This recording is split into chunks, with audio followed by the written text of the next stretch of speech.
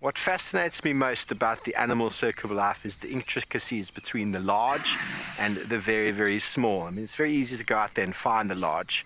Once you found the large, the cascading effect down to the small absolutely fascinates me. Alertness and situation awareness is by far the #1 aspect for protecting ourselves out on safari. Join me on the next live safari on DSTV channel 183.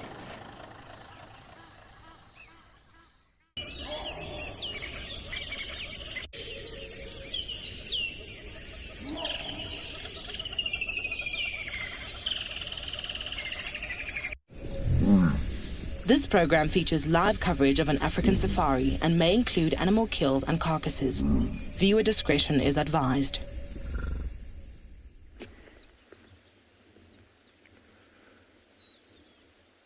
A very good morning to a beautiful, beautiful sunrise here over and beyond Phinda. You can see the beautiful view behind me. My name is DEWALD, and behind the camera we've got Craig. And we've just been sitting this morning and watching the sunrise with a cup of coffee, and also welcoming you to your live safari in the African wild.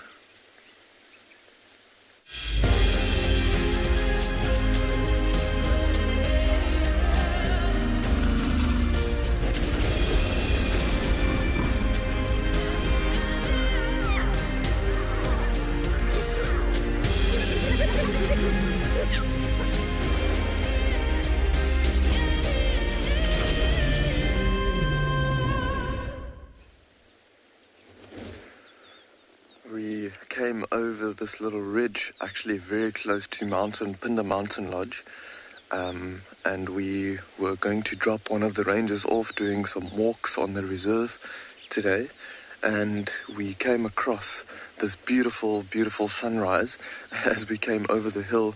And what makes it so spectacular this morning is it's the first day within like a week and a half to 2 weeks that we have such a clear sky and the beautiful sunrise, and you can see the body of water a little bit to the left-hand side there of the sunrise, and that's Lake St. Lucia, which is part of the World Heritage Site here called the Isimangaliso.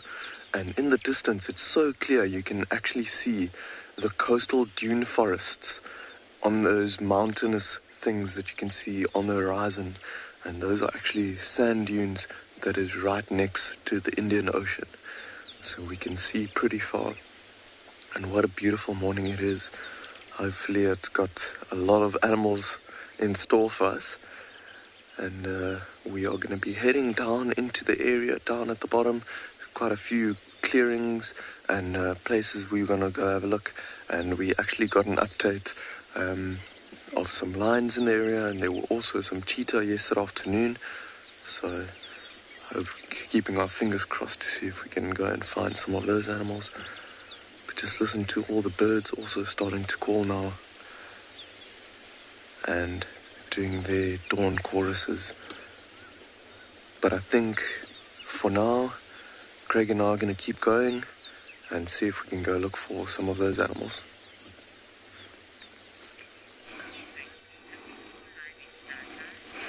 Jumbo, and another beautiful morning has started here in the Masai Mara, look at the sunrise that I have in front of me.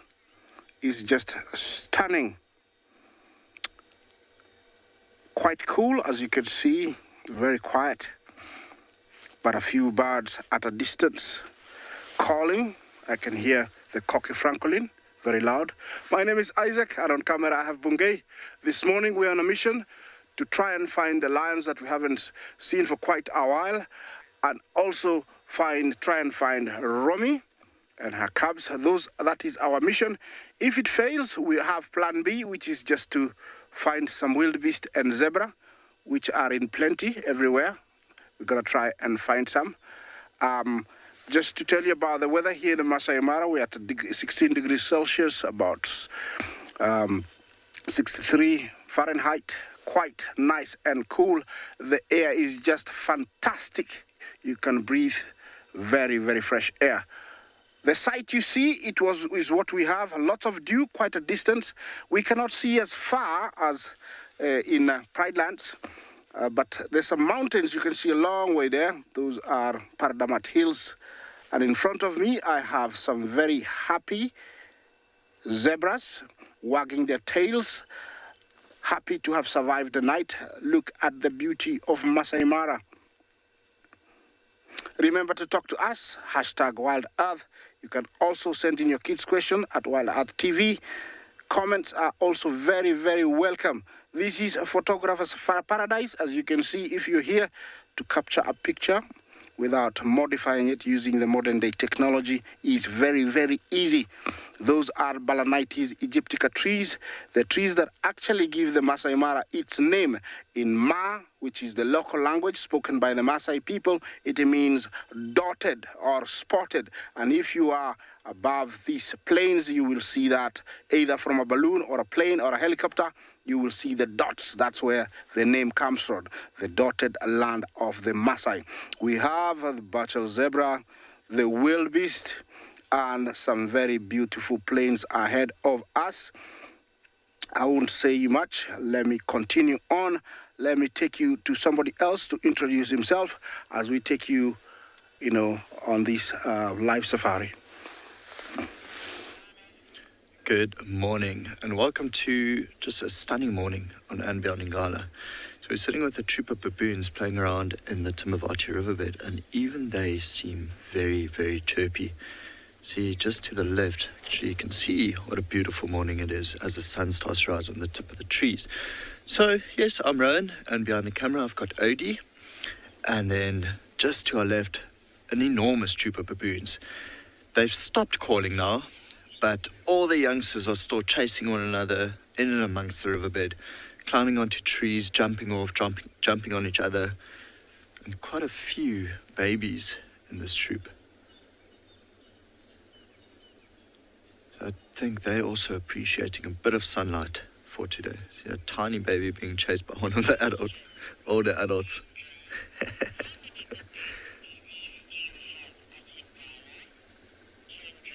Kendra asking how many baboons do we have at Ngala? Kendra, I'd say probably have 5 troops around here, although I must say troop sizes vary. If I had to swing a guess at this troop, it's probably about 50. Oh, sorry, I got the question wrong. So how many different types of baboons do we see? Kendra, there's only one, and this is the Chakma baboon. This is the only sort of baboon that we see on Ngala. But then, going on with the wrong answer to your question, I would say there's about 50 in this troop. We were counting earlier and there was only 25, but now having them come out from the side one by one by one by one, it's just more and more and more coming. So they are off to forage. See the big male walking to the right there. That was actually the first one we heard as we were driving on towards the river. And this one screaming, like a very loud barking noise. He walks with attitude, a bit of a swagger, swinging side to side. It's funny that some of them are going to the and others are continuing down the river on the left-hand side, on the southern side of the Timavati River. But yeah, what a beautiful day. You can see the sun just coming on to the tips of the trees on the banks. So we're going to let them be here, let them forage, and then we are continuing north to see what else we can find on this beautiful day.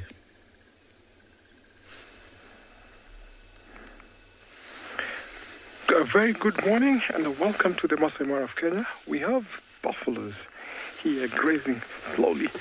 My name is Tim, and behind camera we have Big James. It's super beautiful here. The sun shining on the herds. You can hear the mowing over in the distance. We have buffaloes, and slowly the wildebeests are following them.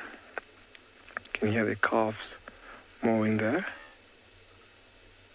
So these are breeding hard and seem like they've been on the move. The grass is moist, so they're enjoying that.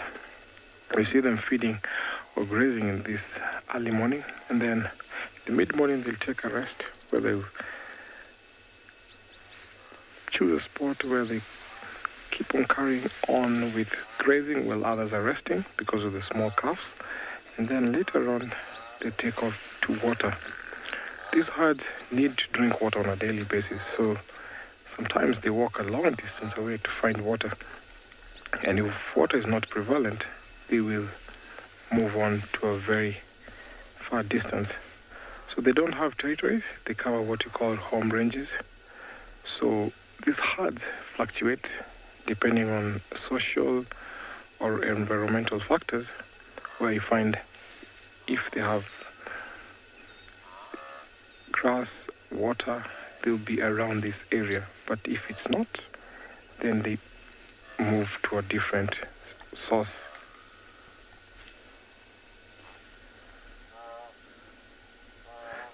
The home ranges don't overlap, so they walk from other territories to another territory. Oh, and I've seen something. I've seen a lion hiding in the long grass.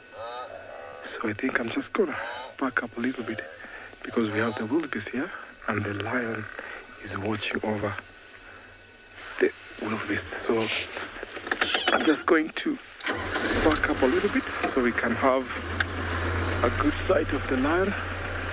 Sometimes when you stop somewhere and wait for a little while, then the unexpected happens. Oh, there's two lionesses actually. What a good sighting. Just gonna back up.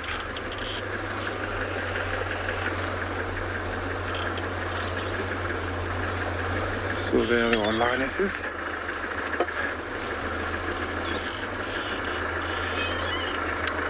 I think they're on a mission. They want to hunt. But the look of how they're watching those wildebeest, it's evident that they want to hunt. Wow. So these two are from the Ololo Pride. Look at the mist there in the grasses. I like the way how the sun is shining on the grass and how it blends in so well with these lions.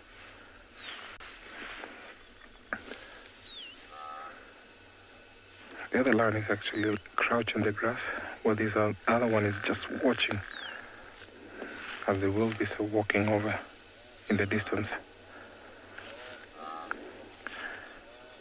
Good thing that there's wildebeest here, because those buffaloes can really be harsh, mean, and overpower these two lionesses. Because it's a big herd, we have calves there, and sometimes when the calves are walking on the fringes of the herds, that's what these lions pick to isolate and get them down. What a beautiful way to start the morning.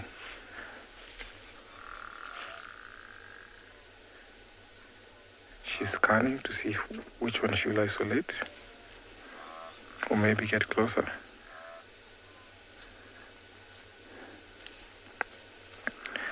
I'm going to sit here, wait to see what these lions are up to, if they're going to be on the move or not, as we take you over to another safari vehicle. Well, from lions and buffalo to some amazing different things. Here I have driver ants or safari ants, and if you can see, they have formed a very long line that crosses the track. And if you look closer, you will see that they have formed a defense in between a trail that is in the middle and the inside. If you look, I don't know if you can see that, but the workers are carrying eggs. It means they are moving from one den to the other. Driver ants are called siafu in Swahili, and these are deadly. If left, if you walk on them, you have to unrest to really, get rid of them. Here, if I try and touch an area, all of them will start going in different directions, trying to find, what has threatened their defense. And as you can see, the soldiers have got very huge mandibles and pincers to be able to get hold of an enemy, and they will sacrifice themselves by actually leaving the pincers inside, the enemy. And when you pull, you just leave the pincers. They are also used in many museums to get rid of or clear bones. And this is a colony that can be up to 20 million individuals. Can you imagine that? It's actually larger than some of our biggest cities, the population. And it is very serious, as you can see how it stretches. Goes a very long way and crosses all that way. It is said when you see them like this, it means that the onslaught of rain is just about to come. I don't want them to go on me because I don't think I want to be undressing. But these are the safari ants, and they are deadly. I don't want to be standing here for very long. As you can see where they start, over here, and they stretch a long way. I don't know, Bunge, if you can see this, but this is a very big egg, and that is a large worker who is ferrying the egg. Yes, Michelle, thank you for your comment, but these are deadly things. They are small, but they can be very, very annoying, so I'm gonna leave them because I don't want them getting on me. They can really, really bite you. In the old, folklores and stories, we've heard them that, when women went out plowing in the farm, if they left their babies unattended, they would actually sometimes move on for that. As you can see, it is, we can hopefully. We were just driving down the road and we came across a whole pride of lions. And they're walking straight towards us, and these youngsters are very playful. Look, there's one actually lying down and he might pounce on the others. It's quite a few cubs, and Mom moving off to the right now.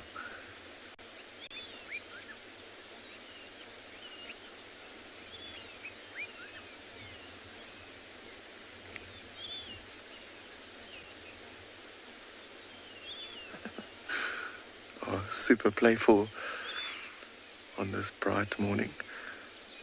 Nice and cool for these cubs to be very active. There's actually 2 lionesses here with these cubs, both mothers. And the one female's moved off quite a distance, and she keeps on giving a very low contact call. Look at this youngster running towards Mom. Oh, no, slowing down.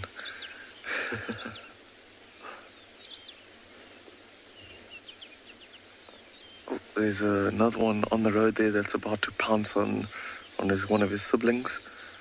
Look at them, you can just see their heads going down, trying to make themselves as small as possible. As if there's anything for them to hide behind.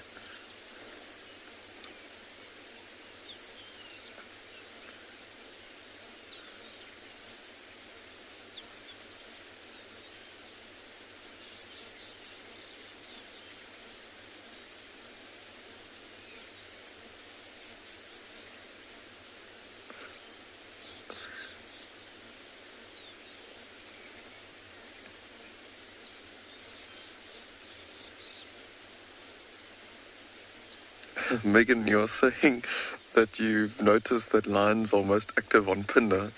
Well, if you were with us yesterday, we had some sleeping lions that were very, very flat. But I think it's just we tend to try and get to the lions and only really film them when they are moving around, because it's quite a dense reserve when the grass is quite long in certain areas and quite dense bushes in others. So it's quite difficult to film lions when they are sleeping on Phinda itself. So that's why we tend to show them when they are moving around. Yeah, there's some impalas in the background. That's actually what made us come into this direction at first. When we were filming the sunrise, you could hear the impalas in the distance, and then we found tracks of one lioness coming this way, and we followed that. Oh, look at that. Oh, it's got its tail.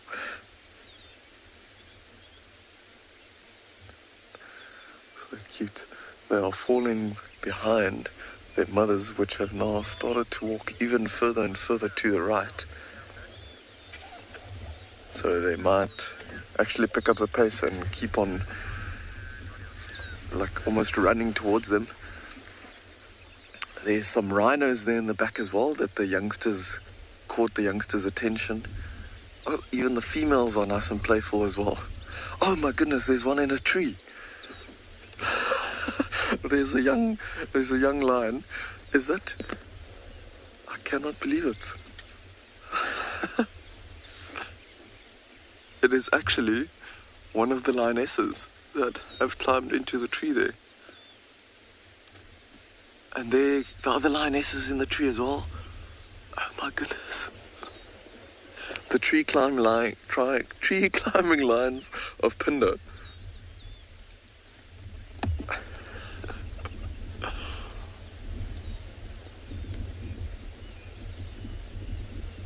How cool is that? And look at all these youngsters. I've now seen the other lions climbing into the trees, but they are looking at the rhinos in the background, trying to slink past. Oh, some playing there. I think they're all very interested in climbing into that tree there. By the looks of things, these females are even quite playful. And this cool weather, and I think the sun shining is making everyone quite energetic this morning. Let's see these youngsters if they join them. Yeah, females coming down.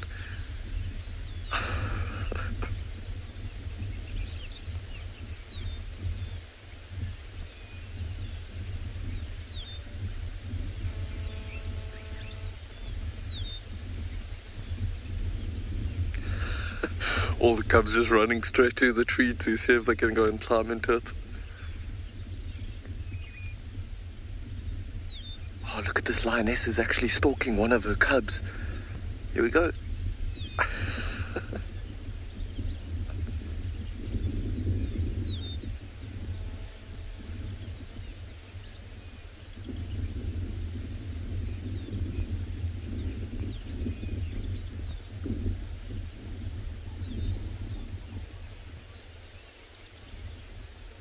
What a special morning.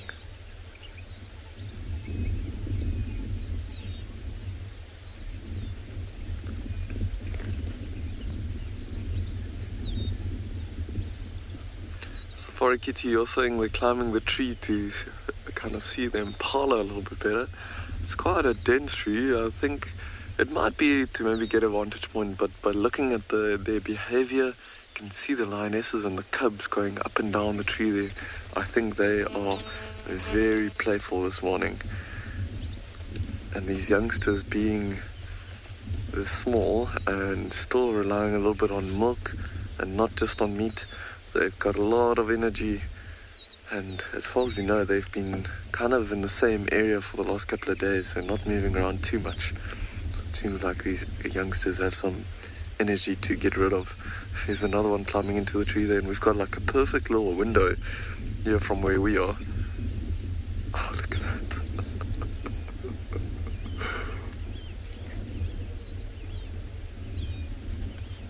there's the lioness up in the tree again.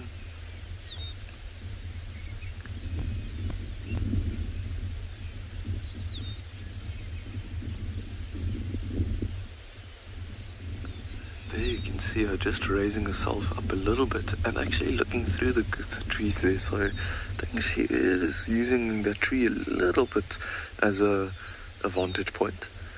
I see one of the cubs also like creeping around the... Oh my goodness, she's even going higher.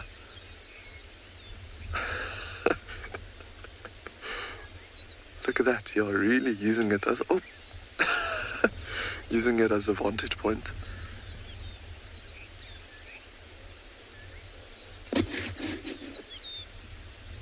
See the black behind her ears where she's looking and listening.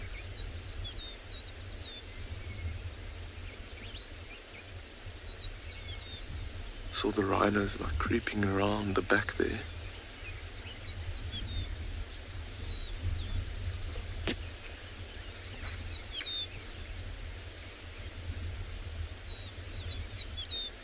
She looks like she's maybe looking down to the ground. I wonder if there's maybe some cubs, some of the other cubs playing down below.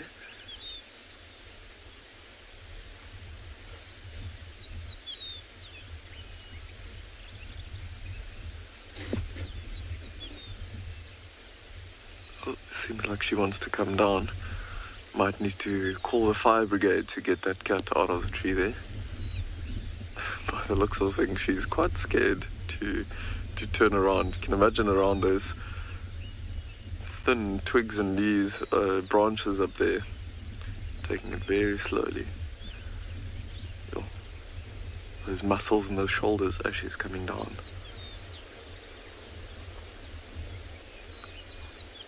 Oh. Here comes the other lioness. And there's all 5 cubs now in front of the tree there. Oh, she's gonna go up as well.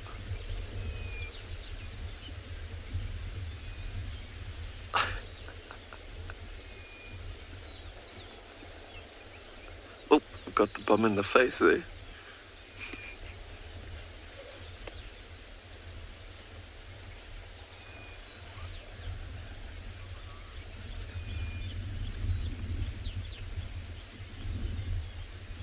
Oh my goodness, there's a rhino that's coming through the bushes.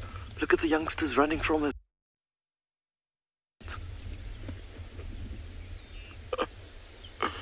Oh, it's chasing the lions.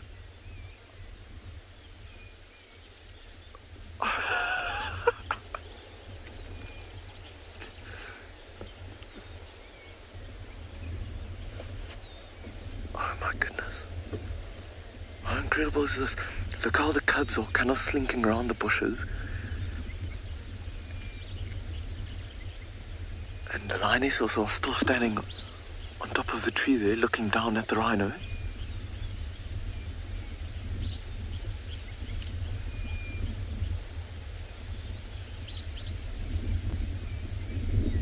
I wonder if that second lioness got up there as quickly as she could because of that rhino. I also cannot believe what we just witnessed. And all these cubs, instead of climbing the trees, they just ran around the bushes. Oh, the rhino's still there. There's actually quite a few rhinos. 1, 2, 3 of them coming around now.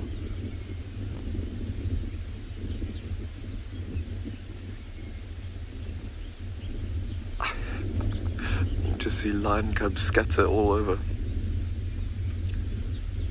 Keep an eye on those lionesses. How incredible is that?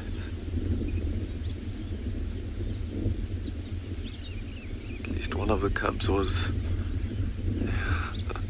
either intelligent enough, or 2 of them intelligent enough, or stupid enough to get stuck in the tree there. Lionesses are still playful, not too worried about these rhinos. They know they can easily get away from them and that they are safe in the tree there. See, the rhinos have also lost interest and are feeding. But there's actually a cub that's coming back from the right hand side now. He's just ran into the bush from the back there, trying to join the other lions. There he comes up into the tree.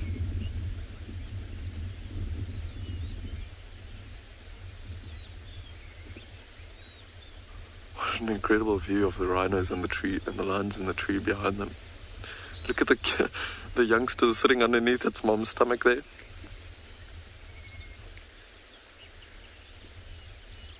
Venice, you're asking if lions and rhinos usually have conflict. I would not say, they're definitely not a prey for lions. I guess young rhinos sometimes fall prey to lions.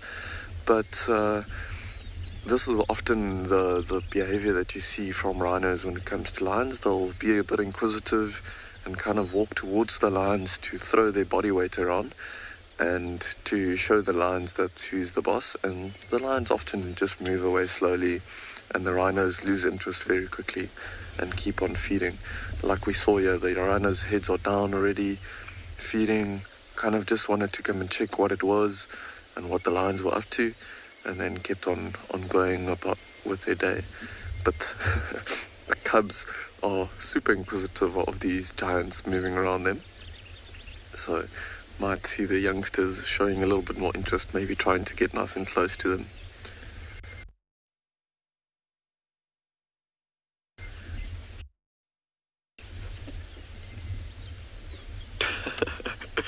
Oh my goodness, the youngsters just get a little bit close to the rhinos and they turn around quickly, and then the youngsters run back to the tree to the safety of their mothers.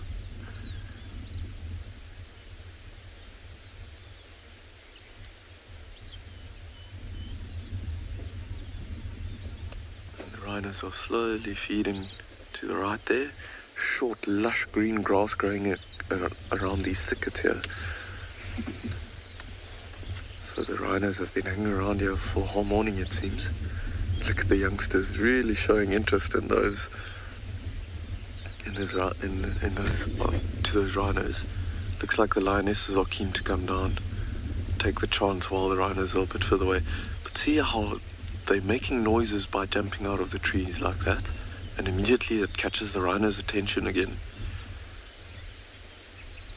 Rhinos are, you can see how inquisitive they are of any weird sounds or so. There she comes back into the tree again.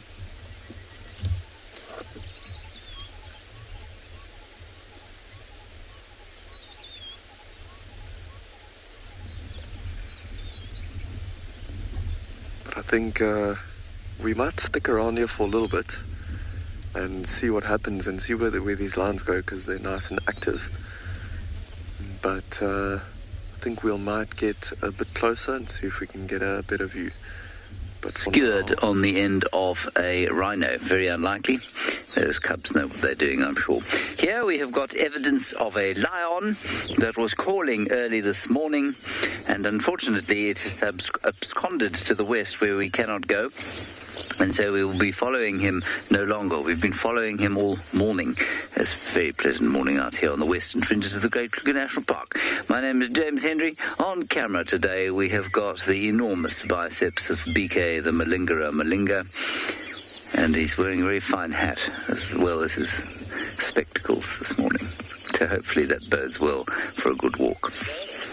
We'd hoped to bump into these lions, but we thought that they might be calling from further west than we thought, and indeed they were. Now, this male lion is one of the Avoca males, and I think it's quite interesting because I think he's quite small. Well, he's certainly got small feet.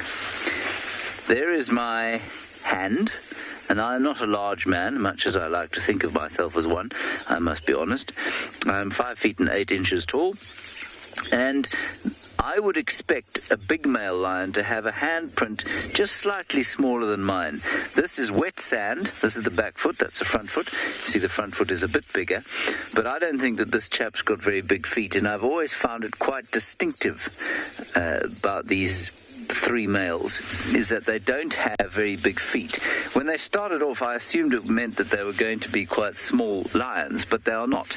They are good-sized lions, and certainly at least two of them are magnificent to look at. The other one a bit ropey about the mane. But they are very small of foot. I mean, this thing is tiny. These particular tracks will probably remain visible for a good couple of days because they are in soft sand and the sun is out today, which means what's going to happen is that it's going to bake a crust over the surface of the sand, and these tracks will pretty much be baked in. But it is on a relatively main thoroughfare, and so I think what will happen is that as the sun dries the land, the dust will be thrown over the tracks, and so I'm going to say these things will last about 5 days, maybe, unless it rains again. If it rains again, then they'll disappear almost immediately. So that is the end of our male lion tracking expedition. There is no reason that we shouldn't perhaps head off into the hinterland of Djuma and see if we can't find the rest of the Nkuhuma pride who we were watching yesterday.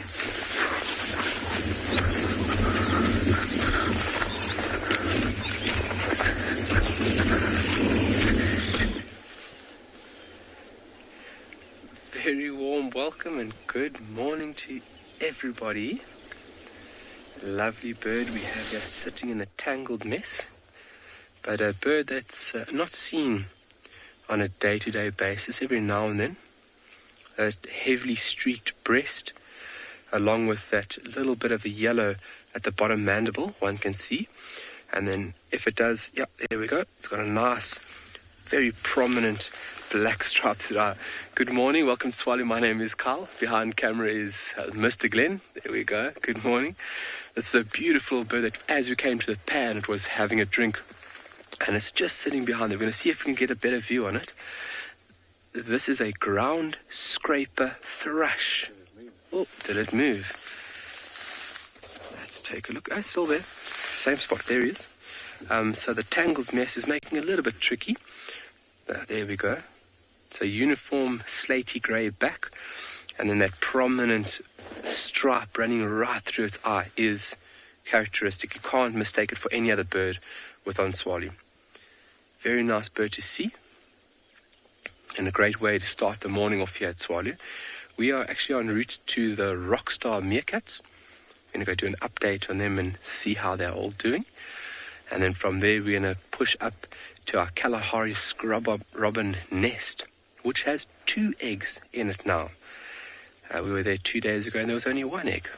So it shows they are very busy.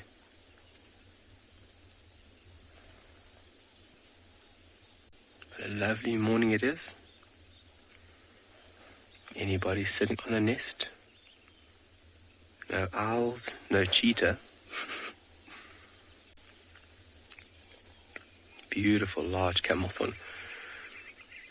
But hopefully the Kalahari has lots of wonderful and exciting gifts in store for us. It always does. What a wonderful sight. We're going to send you off to another safari location and we will see you shortly.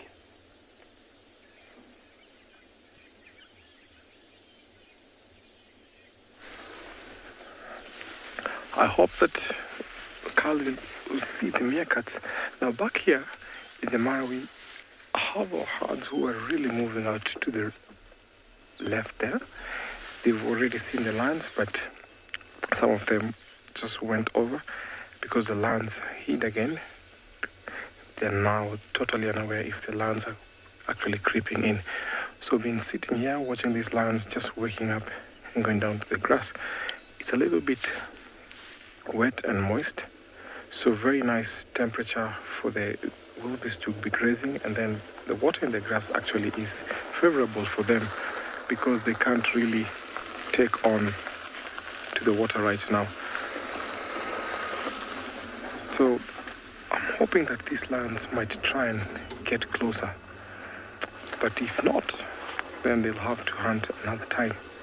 It's a good time. The sun is actually shining on the wildebeest eyes, so they can't really see that the lions might be approaching to them, but sometimes if the wind changes direction, they can pick up the lion scent.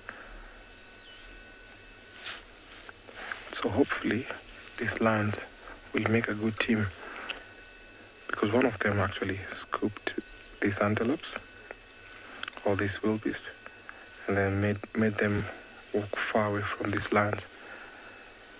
So it's a game of patience. Sometimes you see this happen and you think that it's going to just be in a split second, but then they fail it because something went wrong.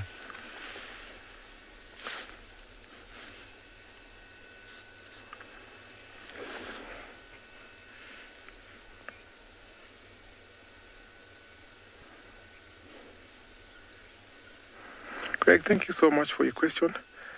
Wildebeest sometimes will be wary of predators, so they'll keep off their distance from bushes and scrubs. One other good thing that they prevent themselves from predators is how to run. They're very fast, one of the fastest antelopes, and sometimes they can defend themselves by using their horns. So they can actually go the lions with their horns or any other predator. So there's flight and fight. That is what they use as their defense mechanism against predators.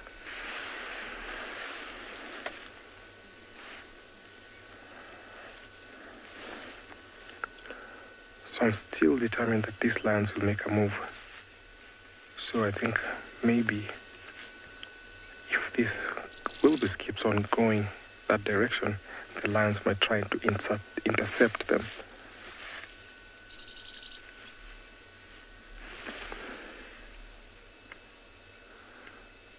It's a small herd, so it's easy for them to pick on either, because you have some young ones there. We've seen lions taking on calves. I've found most of the kills to be calves, so that is what they take as an advantage.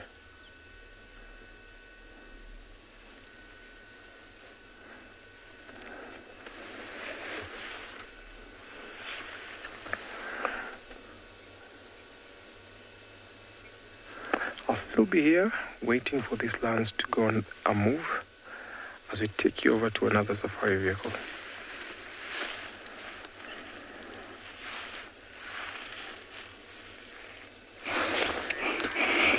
Well, this is not your usual setting, but it is the current setting. Look at this, so beautiful.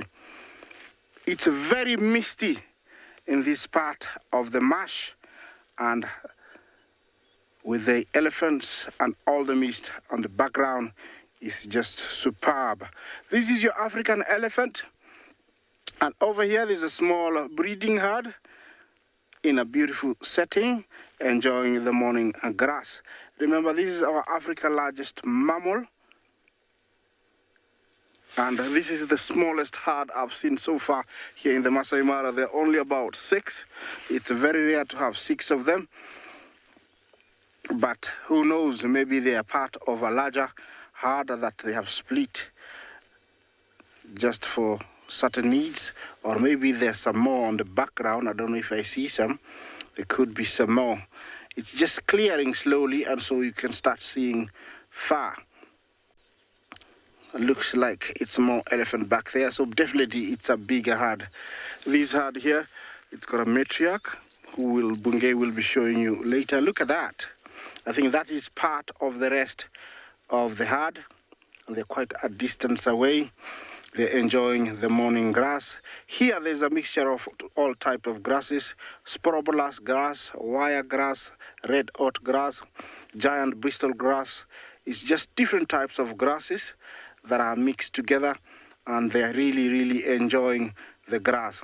It's not warm, slightly maybe 1 degree warmer than how we started at 16 degrees Celsius. So it's just warming up. These two are boys, and I think they're going to be very big boys in their later stages. It looks like they're in their mid, maybe 30s. So they will be very big, and we are seeing more and more bulls that are going to become magnificent bulls in the later years. They're going to be very big, which is very, very good, because it means we're going to have a very healthy and huge gene. Actually, most of them are just boys. Remember, males reach maturity at the age of around 30 to 33, and that's when they really have a chance to mate. The rest of the time before they get that, they usually associate in small herds of bachelors, which is just males, and the main aim is to get as big as possible, meeting colleagues, play fighting and sharpening skills to help them achieve the goal of mating when they get to their maturity age. To mate with a female, because she's got the right to choose who mates with her, you have to to be big and very intimidating, and so during this stage they're just accumulating lots of fat and strength to be able to intimidate other males. It's a very beautiful scene, but I have to continue and try and find a cut for you guys, so enjoy a little bit of this as I prepare to move on. I, too, have always wanted to be very big and very intimidating. I'm not sure I achieved either. Anyway, something that is really particularly unintimidating is this small example of a giant land snail. It is not quite yet giant, and even when it is giant, it won't be particularly intimidating like an elephant bull might. This one is making a very dangerous move because it is crossing a road here at Djuma, and it is the main road from the gate to the camp. And, well, given the speed with which it's able to move, I would suggest that it is in imminent danger of becoming a snail pancake.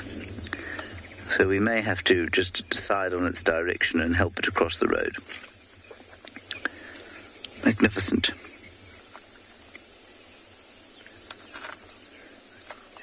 Now what it's doing is probing for things to eat, and it's going to be probing for a long time if it stays where it is. I'm not entirely sure how they sense where their food is, but if you look at the front of his head, he's got 4 horns, 2 of which can have his little eyes on the end of them, those are the top ones, and then the ones in front are used in some way to sense whether there is something good to eat on the ground. In this particular case, the only thing he's going to find to eat is sand. What he's looking for is dead and decaying plant matter, which he can run over his conveyor belt with teeth, aka the radula, which constitutes his kind of mouth parts, his eating parts.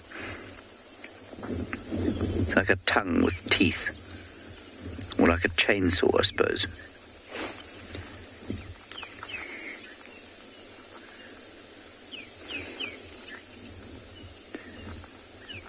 They are magnificent little things, and soon eventually will be magnificent big things.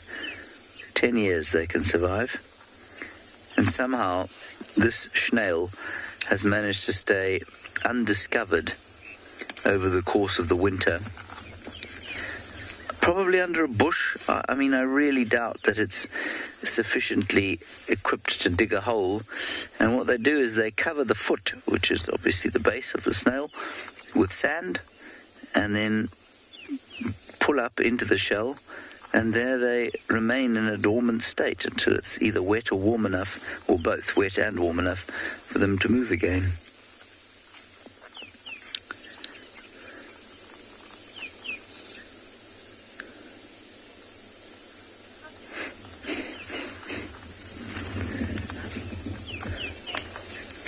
Yes, Renee, he's definitely got wind of the fact that he's been spotted and that he's now potentially in danger. He's realized that through what I've said, he could be run over, and so he's moving at lightning speed. You can see BK really struggling to keep up with him with the camera. Aren't you, BK? But you're doing very well.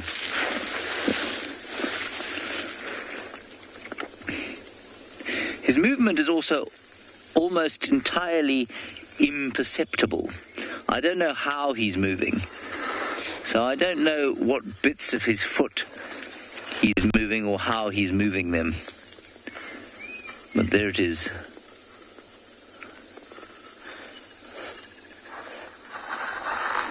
And it's so lovely seeing him in this light because you can actually see quite a lot of detail. You can see the venation on his side, which I'm sure must be carrying various fluids around his body. You could say his or her body. They are hermaphrodites. And then you can even see the little pinprick of the eyes on top of the horn. There.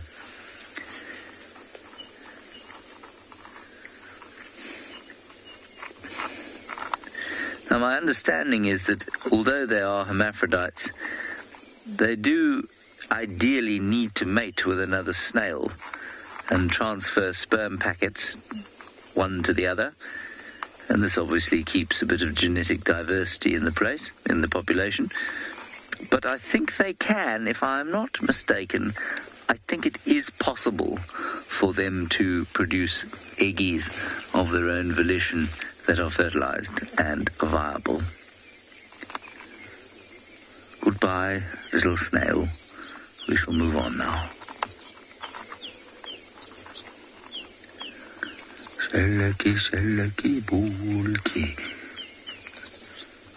Well, from elephants that I had right now to some lions. It is clearing very, very fast. I think the heat is peaking, and so the mist has got no choice but to leave us. This looks like it is two males. I will identify them for you shortly when the big guy turns around, but it's going to be very interesting if this is Lalashe, the dominant male, who was mating with a colored female about a week ago. That Tim saw mating with multiple females, because he usually goes around with a very young male that we just saw, and he just adopted the young male because his other brother was killed last year. And if it's them, they are very long way from their usual spot and territory, and it gives me, a lot of thinking to think about what's going on with our male lions here in the Mara Triangle, and especially around this area, because not far from here, in fact, just in front of my vehicle, is where the lone, male, split nose and one of the marsh or of the river lions was mating or was trying to force her previous night to mate with her, not far from here. And now we have Lalashe and Kijana, which is the young male here. It's going to give me a lot of thinking. I don't know if they're going to form a coalition, all three of them, or, split nose, it's going to be kicked out, or what's going to happen, because we also have cubs that are very, very vulnerable. So I still have to find out if they're just passing by or they're just here to stay. This young male here is around 5 years old. He's got a very scruffy mane, but it's coming up. Females are known to overlap sometimes male territories when they are looking for, nomadic lions to start a pride. But with males, it's quite different. By the looks like they're investigating. They have already picked up that there is some scent, left by other lions, and it's very fresh, maybe a couple of days old. And so, you see, oh, actually, yeah, look, they're mating. There's a female.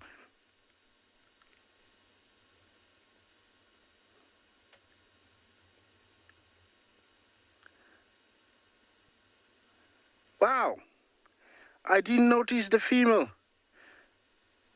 And that was very quick. Looks like Lalashe, and he's mating with one of the females. I don't know from which pride, but they have come quite far from his territory. What usually happens is that, for ovulation to take place, this ovary needs to be really, really stimulated. So there's constant and a lot of mating. Look at that boy. So beautiful, magnificent, I would say. And the mating is always, to start with, it's really, really fast, every about 15 minutes. Towards the end, it can last up to 30 minutes. And for for her to get pregnant, she has to spread the egg, and that's why she rolls around sometimes. You did see the reaction of him standing up and pretending to chase the young guy. The main reason is there are collision. He also wants to mate, and sometimes because of the constant and the vigorous matings that they have, which is almost 300 to 400 times maybe in a couple of days, he gets tired, and sometimes he's not the one that sires the young ones. And so the other guy can sense that, oh, I can see you're getting weaker.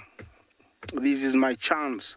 And so he starts moving, and sometimes the female can actually sense that the boy is getting tired, and when he's dozing, he will rush towards the other male, and you cannot believe the aggression once he arrived to the other boy. The young guy can be really aggressive and can just tell the big guy, back off. It happens. As you can see, they're very close. It tells me that maybe he's coming towards of his time where he's been very tired, and it's time for the little guy to take over. You can see how close he is.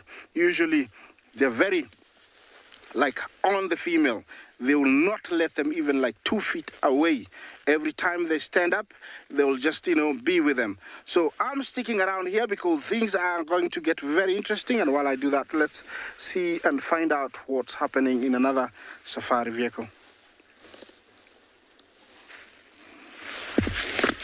Here we have found another mollusk. This one has no shell, and it is therefore not a snail, but a slug.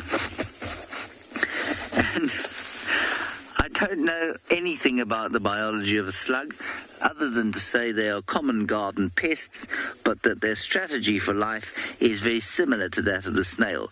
It's like being a snail without any of the advantages, and there are precious few advantages to being a snail at the best of times.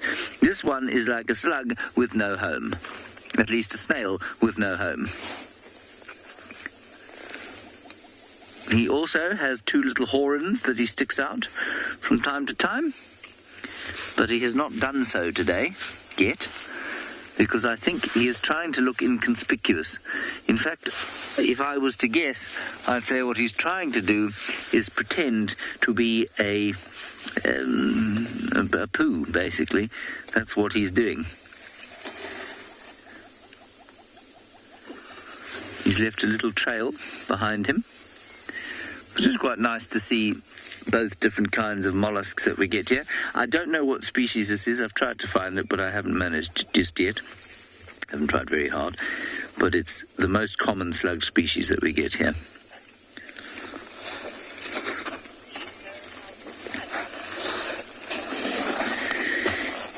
All gold, I think that the slug probably protects its skin from the heat by getting into the shade. I suspect that's the only real way it can.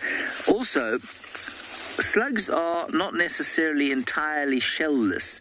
Sometimes they have small internal shells or very small external ones. This one doesn't, I don't think. Oh, I think it's actually about to do a dump, which is quite interesting.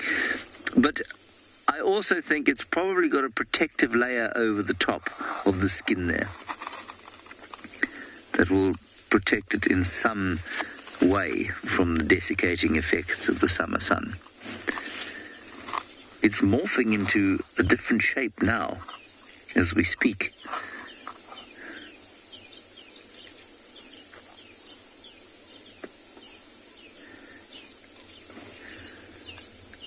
It's becoming rounder and rounder. I hope this isn't a precursor to it exploding. Imagine it started to shake violently, BK, and then exploded.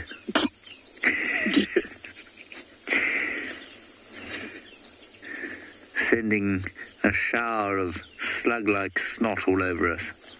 Yuck. It is definitely, I don't think that's a tail, I think that's it getting rid of some plant matter that has passed through its gut. Very interesting. Okay, on we go.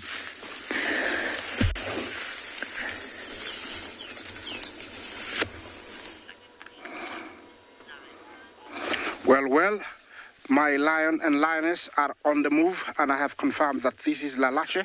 She's got one of the females.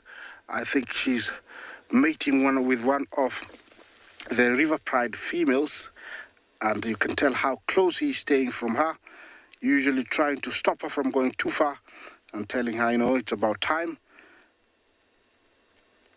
So, for me,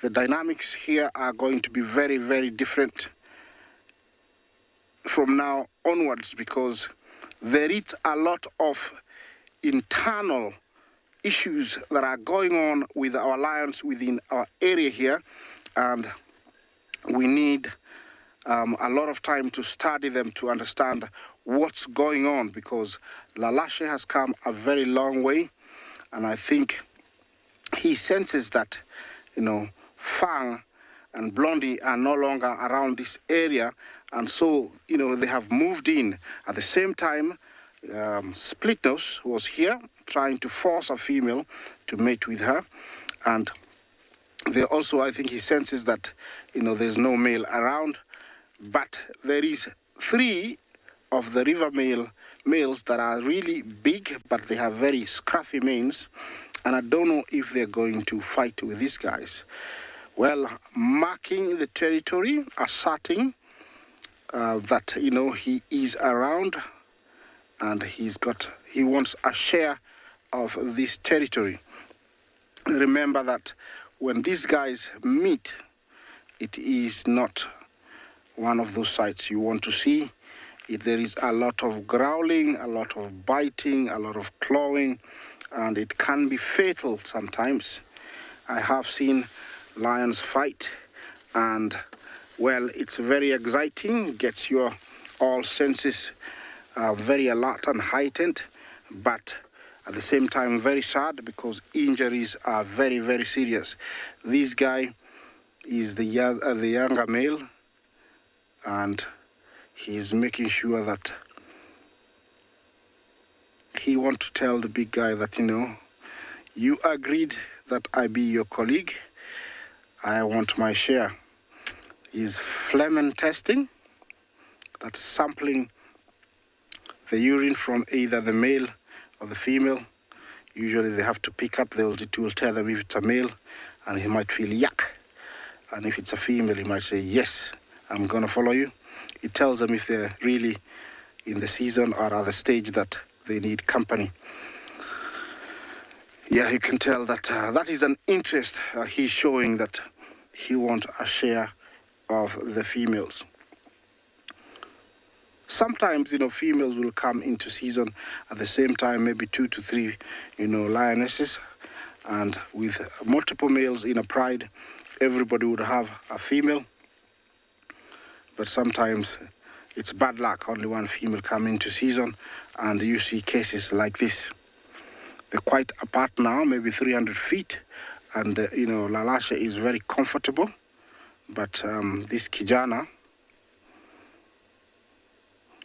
is going to try maybe get closer to him and tell him, I'm part of this. Yeah, he's quite big. It's only that his mane is scruffy. He's about 5, I would say, but he's going to get bigger. During this time when, females come into season, there's very little eating. All focus and concentration is focused on the mating, and there's nothing else to think about unless a warthog passes by really close. That's when they can change their mind. But I have seen wildebeest pass by and the female is trying to hunt, but everything in the mind of the male lion is about mating. So at the moment there is nothing like hunting. We have hundreds of thousands of wildebeest nearby, and I can tell that these guys haven't eaten even almost for 3 days, but everything, all the energy is directed to mating. Remember to talk to us, #WildEarth. Question and comments are really, really welcome. But this is the scene that I have here, the beautiful backdrop of the Mara River, the river in forest, and scrubs, bush, and where I am here is, open savanna. You can tell that this guy is really, really jealous. He's just spending too much time on where those guys were lying. He's just trying to pick up all the evidence.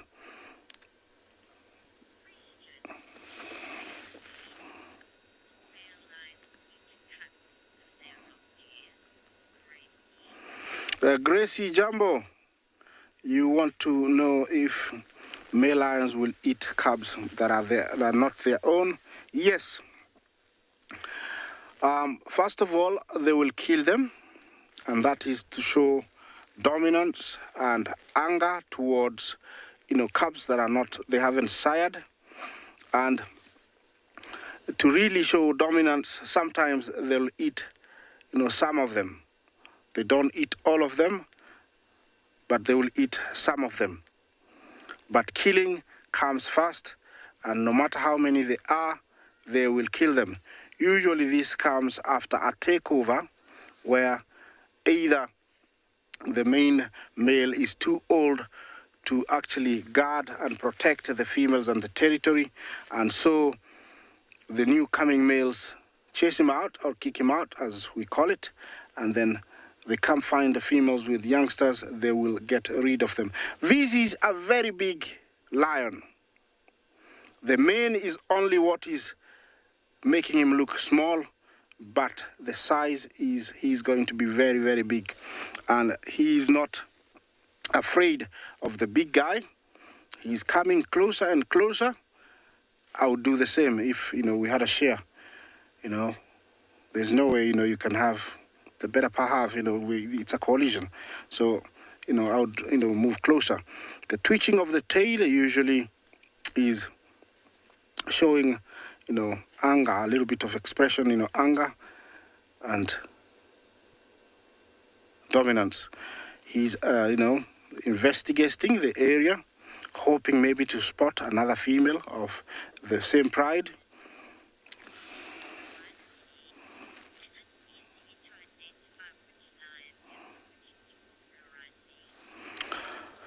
Lorandi, Jumbo, is it easy to identify which lion is which? Well, sometimes, depending on who you are, it can be easy, but even spending time with these animals can be very difficult. Experts have to take pictures and look at the ear markings, facial markings, to really identify individuals. But for us, lucky, we are here every day. We can tell, by the looks of the mane, other body patterns like scratches on the face, lack of certain, edge of an ear. That's how we can identify, but it is not easy. You cannot come here and spend 1 month and say you know more than 5 males. It's very difficult because sometimes you drive in the same area and you find the same male you saw 2 weeks ago and you think it's a different one. So it's not easy at all. It's not easy. This guy is not going to rest easy. He's under a lot of pressure from this young guy who is seated right now and watching him and telling him, "You old man, I think, it's about time that you give me a chance." And he's moving closer. See this, look at this. I'm just loving the courage with this young male. He's just adamant. He's showing persistency, and he wants a share.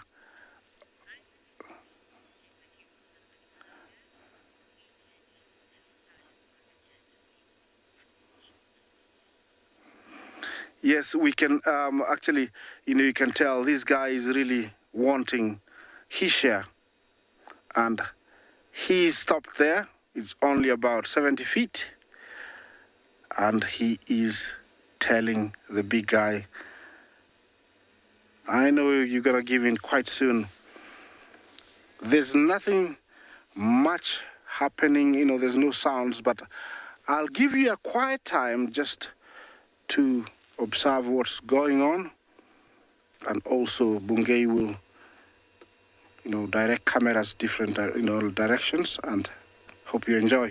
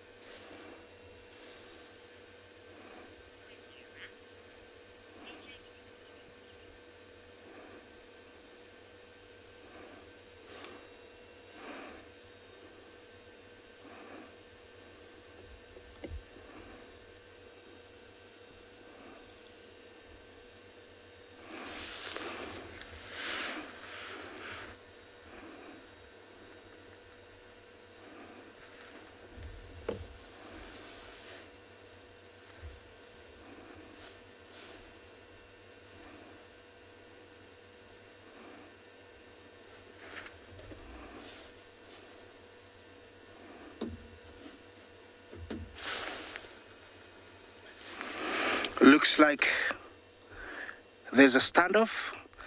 I'm gonna stay here for a little bit, see what's happening. Let's find out more in a different location. From the lions to our wildebeest here, who look like they are walking towards where we saw the other two lions. But seems like they're enjoying this grass. Look at how this grass is wet. You can see some dew on the grass, and they're really much grazing and enjoying this, because it rained a little bit yesterday, and that is what keeps these herds here. When the grass is that moist, it keeps lots of plains game in within the savannah, because they don't have to walk to the water source on a regular basis, because there's adequate supply of water in the grass, and also it's soft, so it's easy to chew and digest. In the afternoon, they'll be walking to the swamps, where it's very, very lush, green, moist, have water, and the grasses are super soft. But we have some other herds that have walked all the way to the escarpment. We have a distribution of herds where they've split up. Others have gone to the river. Yesterday we were at the Mara River, where there were lots of zebras, topi, and wildebeest who tried to cross, but I think they were denied access by the crocs that were on the rivers. It seems like a very nice morning. Very chilly, not too hot, and lots of activity. So I think we might be lucky also with finding some lions, because yesterday there were no lions. Kubi, they've already been full, so we're expecting to see some activities this morning, fingers crossed.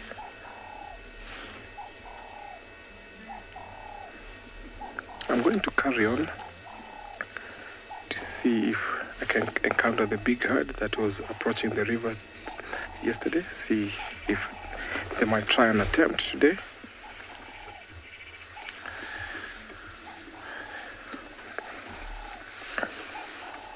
Let's just have a silent moment and listen to these birds and wildebeest as they carry on the morning activity.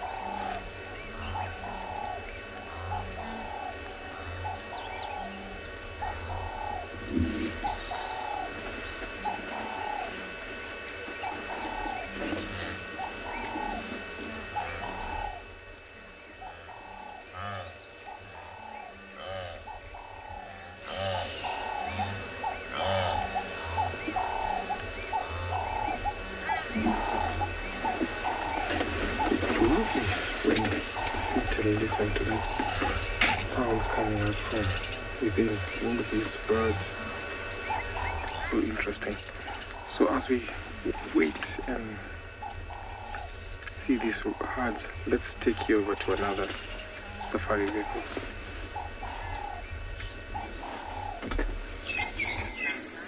Here we have what I think is an African wildcat track. Now, to your picture, it might look the size of the lion track that we saw earlier, and indeed it is very similar in shape, but it is, I believe, the track of an African wildcat. William also agrees with me. Now, the only thing you might confuse it with is a genet, a large spotted genet in this area. Sometimes a small spotted genet, but normally a large spotted genet. And the differences are quite tricky to tell. The reason I went for African wildcat here is the size. I think it's just slightly too big to be a genet track. And I can't see the back of the track clearly, and so I can't really obviously see the three lobes that you would expect to see, but it looks like a little miniature lion when walking along here. Very miniature lion. And if you are wondering what an African wildcat's foot looks like and you have a cat at home, that's pretty much what it looks like. So go and look at the base of your cat's foot. Make sure it doesn't scratch or bite you. Disclaimer. And then you can have a look. And that's what it looks like.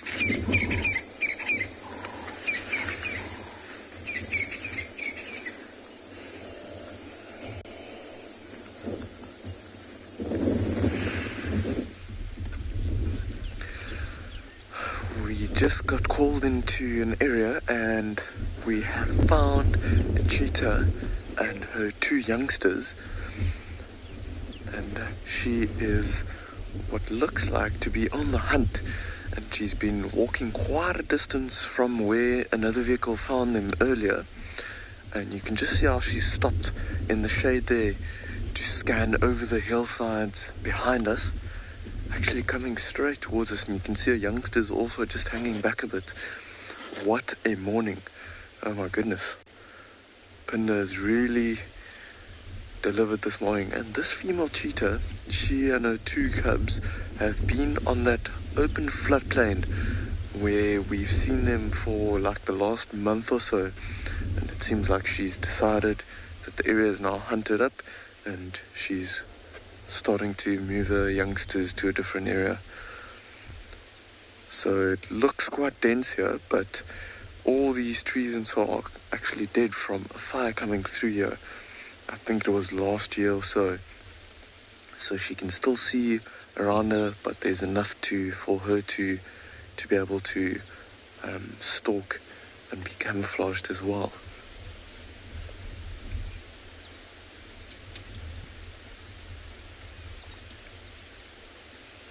Today, you are asking if these youngsters are old enough to hunt with their mom yet.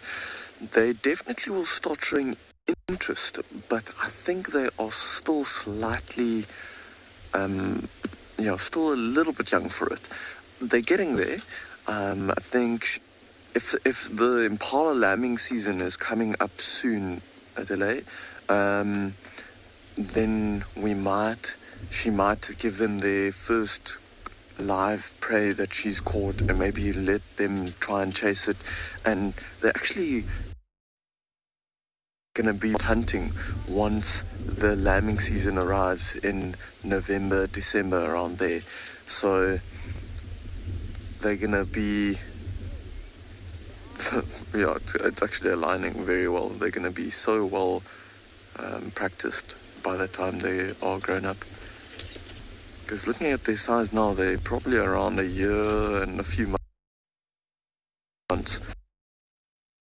For that, like hunting quite a bit. And I never thought about it until you asked this question, but these two youngsters are going to be aligning perfectly with the lambing season and them starting to hunt. Obviously, impala lambs are much easier to catch than adult impalas, But while these cheetahs are just sitting around, we are gonna stick around, Craig and I, and see what they get up to.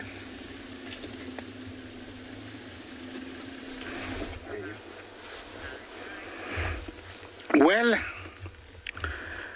another mating just happened, and this time I've taken a note to take time so that I know, or I can judge at what stage is the mating in.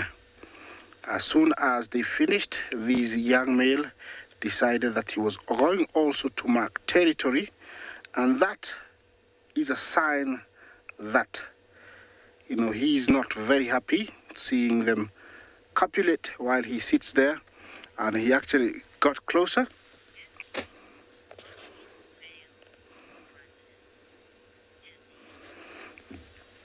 Dizzy Jumbo, are these males brothers? No, they are not brothers at all. Olalashe came in from another pride in the Greater Triangle, and the young male Kijana was existing with the Owino pride, and he came in, he was slightly smaller, and when this male took over the pride, he decided to take him under his shoulders as a coalition male. And so they are not brothers, but necessity has forced them to form coalition, because when you are two, it's better off out here, because prides mainly consist of two males or more. Being alone is you're very, very vulnerable and exposed, and so being two is better, and that's how they've joined efforts and hands to form a coalition. This guy, if I was to put my brain inside his head, I could tell you he is very, very stressed, and he is being stressed more by this young male. See him getting closer and closer? Just take a look at his face. We're going to show you that. He is under a lot of stress.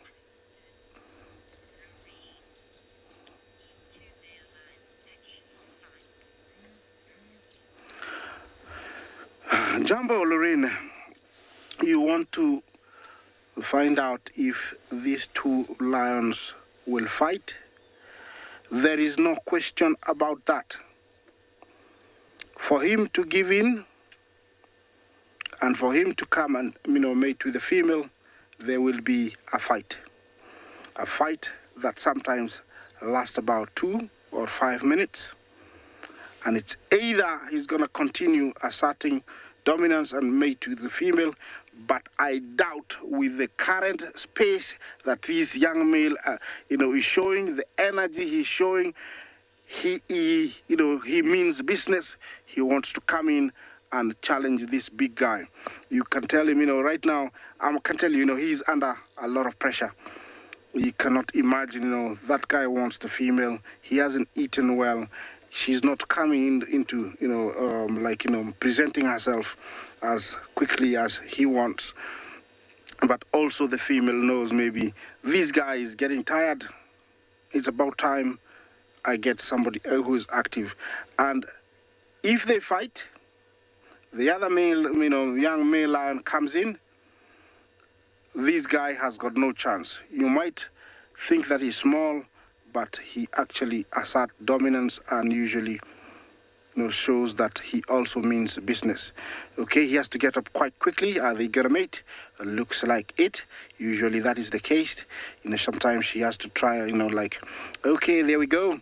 It's usually very fast.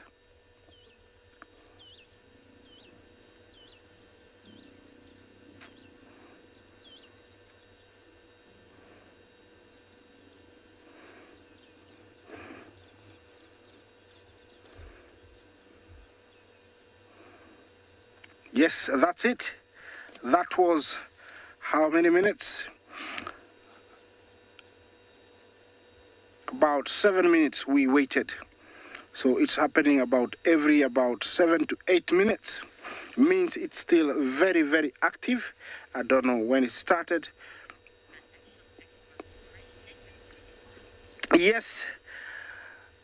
Yeah, he looks like he's getting thinner. I don't think he's gonna last very long.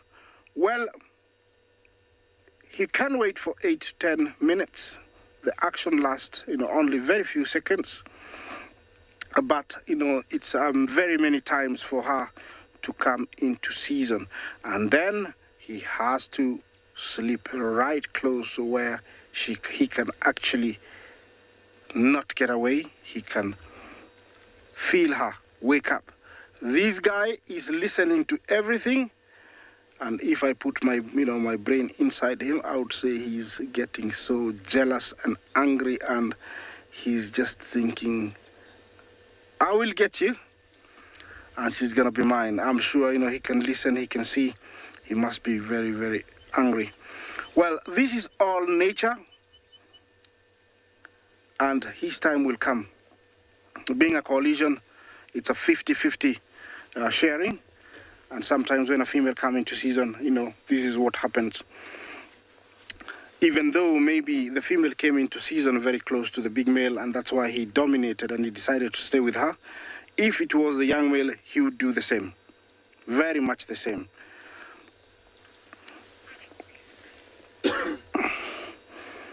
Well, this is very interesting.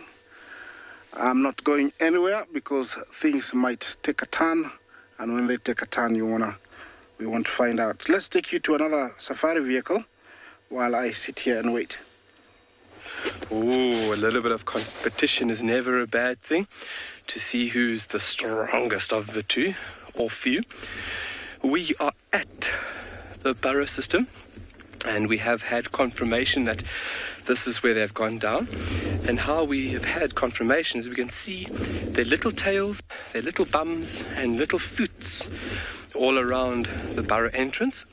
And there's no tracks coming out of this area. Toes show us direction, and all the little foots go towards the burrow. No little foots come away from the burrow. So very, very positive that they're inside there. My tracking skills are good. Hopefully I haven't missed a track anywhere, but I'm 99.9% sure that they are inside there.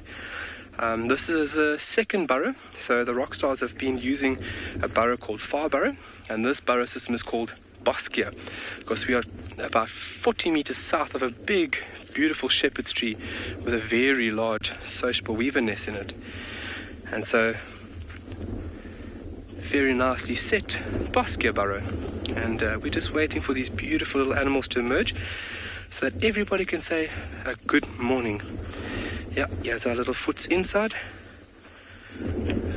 Wonderful.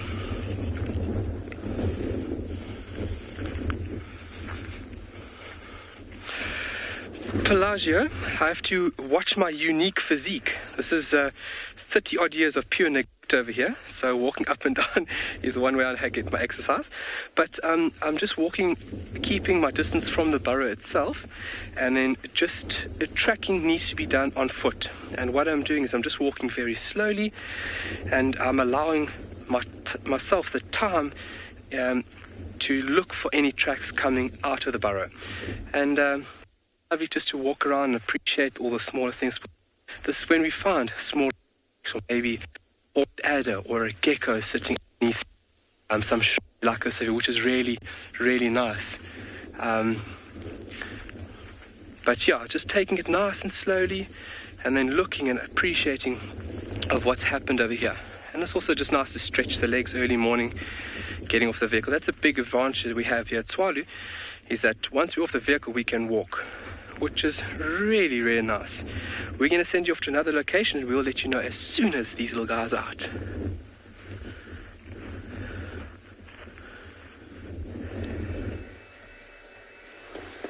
So from Kyle to the Masai Mara, here where we have a herd of elephants, it seems like they're marching.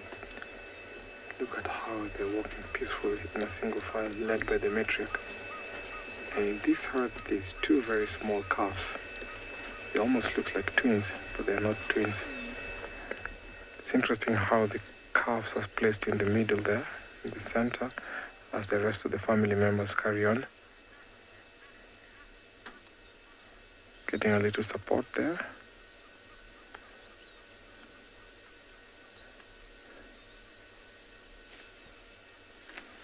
So they're slowly walking into the swamp where they'll be grazing and drinking water as they take on to the bushes where they'll get to the Mara River and cross to the other side of the Mara Game Reserve.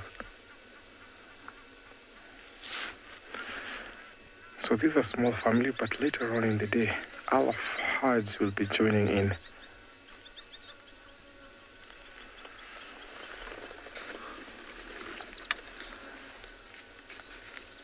Seems like the one at the back is actually pulling his leg.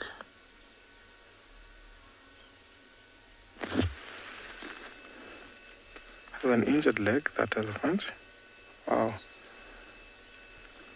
But it doesn't look that fatal, or is not really disturbing that elephant. I hope that heals soon. Looks like a stiff leg.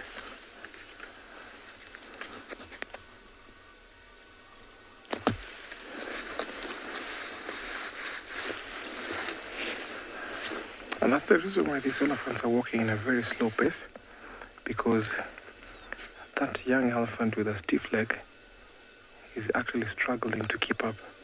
So they have to walk in a very slow motion, or very slowly, so that, see, the mother has already decided to stop and wait as they are cooling off, throwing some dust on their body.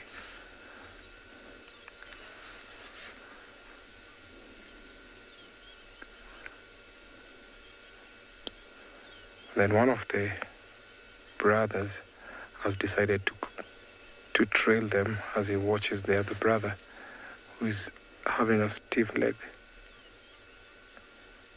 You see the young one marching up there, really determined to keep up.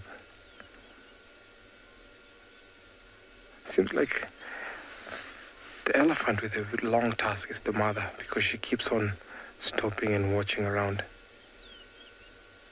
You can tell how elephants are social. Look at the brother who went to watch over the brother who is having a stiff leg. Yes. Super interesting.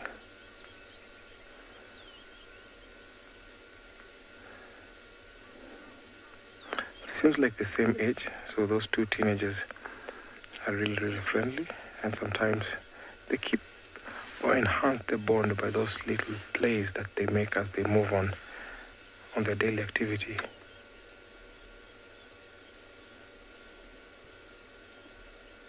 See how the mom is walking in a slow pace, standing over and watching over the calves as they follow mom.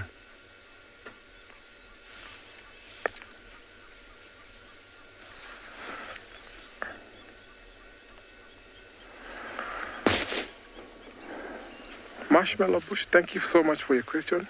Yes, a matriarch will look after all the entire elephants in the herds. An interesting thing, she understands, she knows their vocal communication.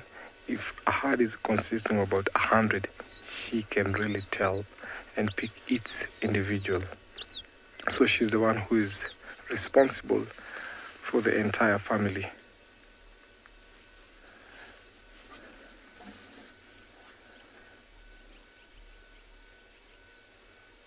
See, the matriarch has stopped there.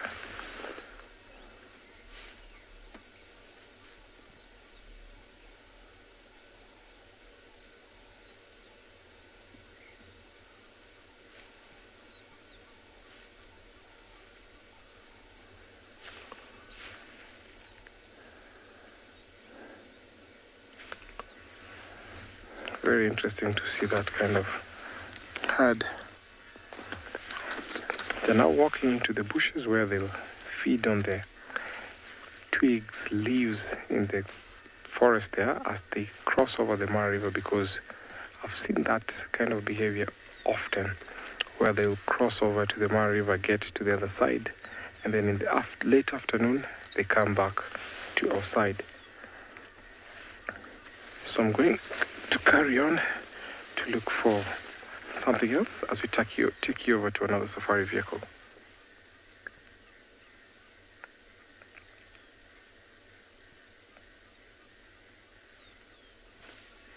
Vroom, vroom, vroom, vroom. Let me just turn off my safari vehicle. Vroom, vroom. Okay, it's off now. Here we are.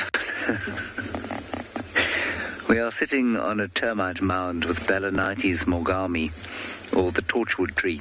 And this particular torchwood tree, I think, has settled very close to home. I think its mummy is just next to it. It's decided to stay at home all its life and not travel to another part of the reserve in an elephant dung bolus. Now, it's quite nice because you can see close up here why it's called the green thorn.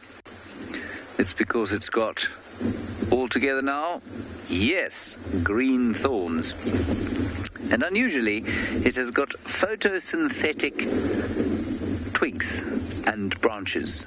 So when the twigs and branches are young, they're covered in chlorophyll-filled cells, and those are able to photosynthesize. Now, that's not entirely uncommon, but it's not very usual for a plant to have photosynthetic twigs and branches. I suppose it's just a good way of using up surface area. And before the plant needs to protect those branches with woody bark, I suppose it's a good idea that they make a contribution other than just support. So that's that one.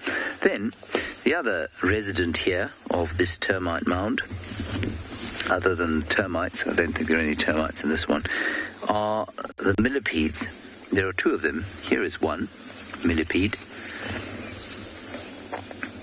And it, rather like the giant land snail, is looking for dead and rotting plant material. But unlike the giant land snail, it doesn't have a special kind of a tongue to, what would we say, rake across the dead and dying plant material. It must use its normal kind of mandibles. Then there's even something more amazing here.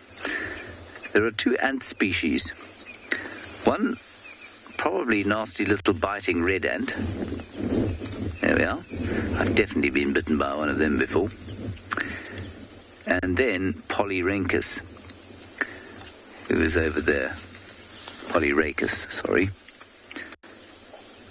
Polyrhynchus has an abdomen that tastes like lemon drops. Yes, I have tried it. Just in front of the stick, right there. You got it? Yep. Now, I'm not sure what they're doing. Well, I am sure what they're doing. They're foraging. And I've been reading, as some of you will know, about the navigational skills of various insects. And for the millipede, it's not so important because I think they sleep where they stand. They don't live in social groupings. But for an ant, being able to find your way back to your nest is an absolutely crucial part of your existence. If you are unable to find your way back to your nest, then your existence becomes pointless because you can't make a contribution to the colony. And, if no one could find their ways back to the nest, none of them could make a contribution to the colony. So they all have to be able to navigate. Now, how do they do this?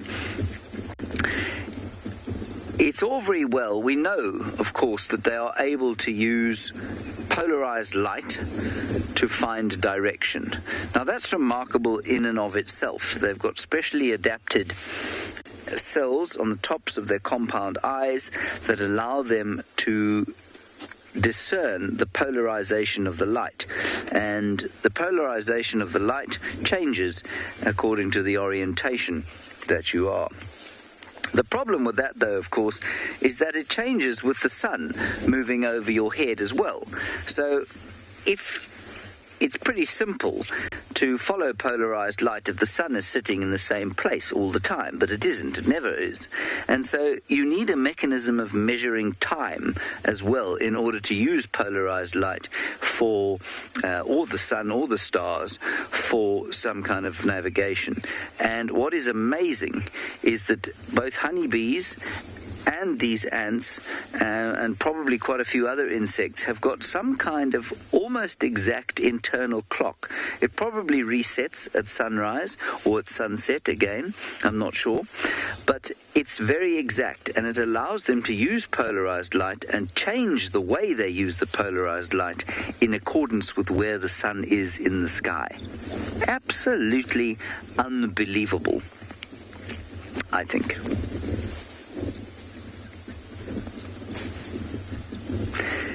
I shall now move along from here and find more wonders of the natural world.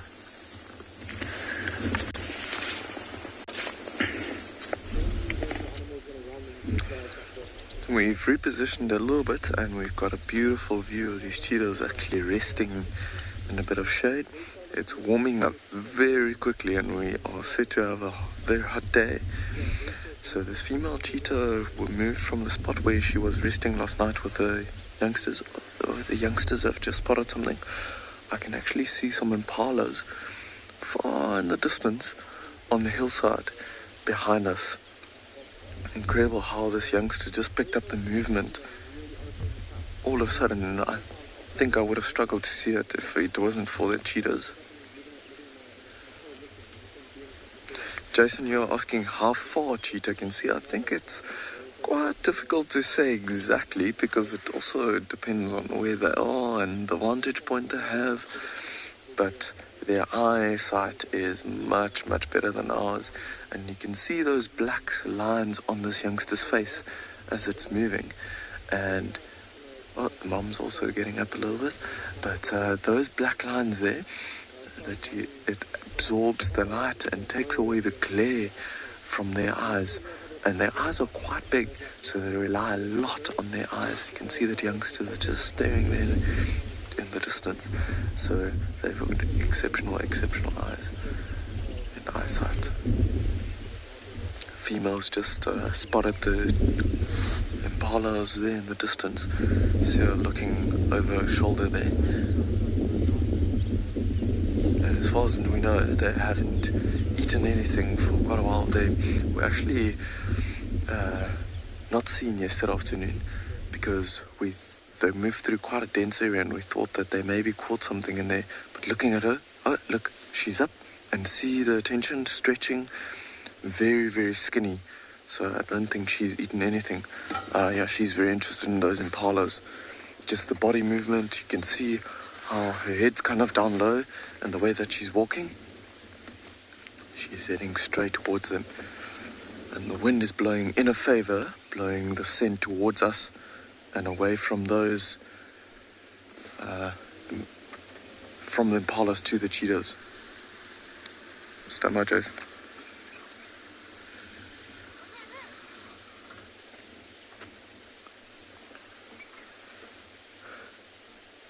So she's just stopped now and just assessing the situation.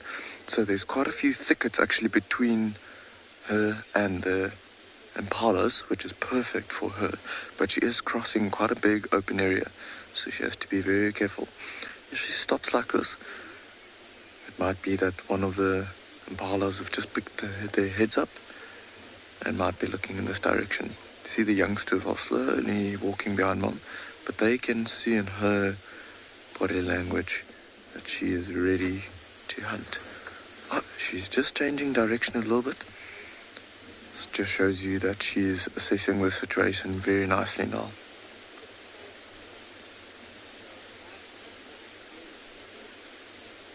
Giles, you're asking how their eyesight compares to other big cats. I think during the day, I don't think there's big cats that can rival them because they've got the adaptation of the black lines on their faces. But at night, I think lions and leopards have a bit better eyesight. Okay. They've moved behind us there, and we are going to see if we can keep our distance, but keep an eye on them, and we're going to have to reposition our vehicle and see if we can get a view of them. But Greg and I are going to see if we can loop around. For now, we'll take you to another live safari and maybe come back to you a little bit later. Well, I'm still here, and my lion hasn't made much move. They haven't mated, so very soon they're going to be mating again. It's actually a standoff, and with lions, the standoff can last hours, but I don't know how soon it's going to happen. But this boy is under great stress. He has to face the lioness, at the same time face the young male. No sleep at all. Sorry, mate. And just imagine your competitor just being there resting, just watching you deteriorate. I'm sure he's very, very angry. He's getting angry inside. He cannot close his eyes for very long. Yes, it is very stressful. But sure enough, he's got the girl. That is the upper hand. And there's no doubt about her. The girl belongs to her. And, after mating, if he happens to sire the cubs, the female lioness will find a nice secluded spot with thickets, bushes, where she'll separate herself from the rest of the pride and give birth there. Usually, if she's giving birth to her second litter or third, they're usually more than 2. They can be up to 4. They never give birth to more than 4 because they have only 4 mammary glands. And they're usually born blind. The eyes open up from the age of about 9 to 14 days. She has to move dense almost every week to 2 weeks. It is necessary to do that because her movement in and out of that den can expose other predators to know that there's something happening. And also, the scent she leaves every time she goes in and out might attract attention from hyenas, lions, pythons, leopards, wild dogs, even other lions, might come and kill the young ones. So she has to move them every about 10, to 14 days. And at 2 years, in 2 months, about, let's say about 7 to 8 weeks, they will be introduced to their first meat. That is the same stage where the rest of the members of the pride get to see them.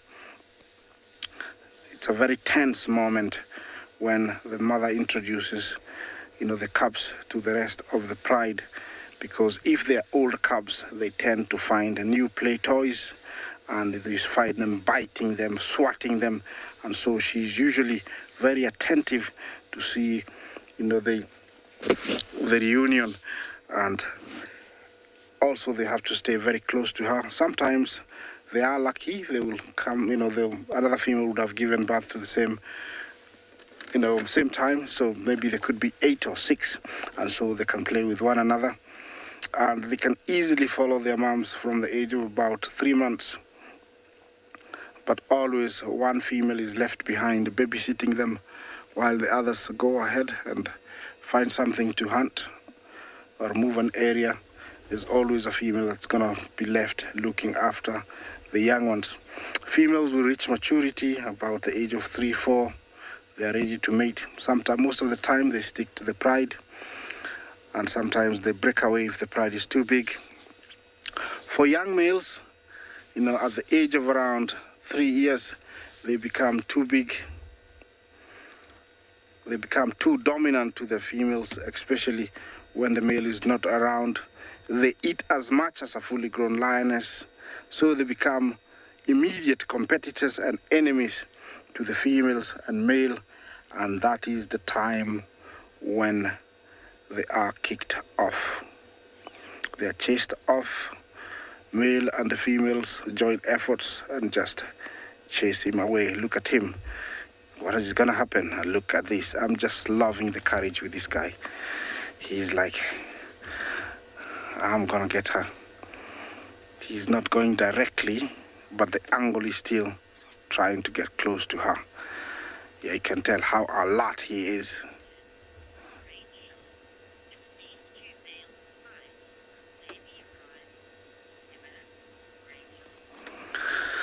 Rachel, Jumbo, if they fight, will they become rivals? For that moment, they will be rivals. But once the female or the mating is over, they will strengthen their bond by rubbing heads, licking one another. It's like being apologetic and apologizing. Look at how he stands in front of her and just like says, you're not going anywhere. So immediately they'll reconcile by bonding, rubbing heads and licking one another. And it's like they're telling one another, it was only that one female. Don't you worry, if the next one comes into season, you'll get her. And it's only a female, don't you worry, I still need you. And so the bond is mended again and life goes on. So it's only for a very, very short time that they will, hit each other and fight one another. The young guy has decided to be, clever and has gone behind that bush, get a little bit of shade while he gives the big guy sometimes to think and also have a good time with her female. Well, I was talking about the life of a young male